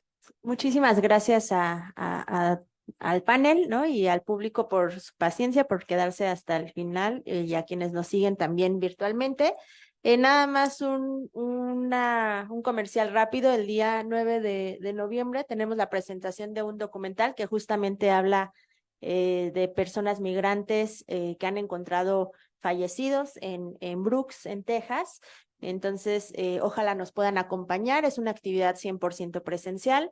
Y pues bueno, contaremos con la participación de quienes realizaron este documental y de algunos expertos que estarán también ahí comentando y compartiendo un poco. Muchísimas gracias a todas y a todos y bueno, pues nos vemos muy pronto. Gracias.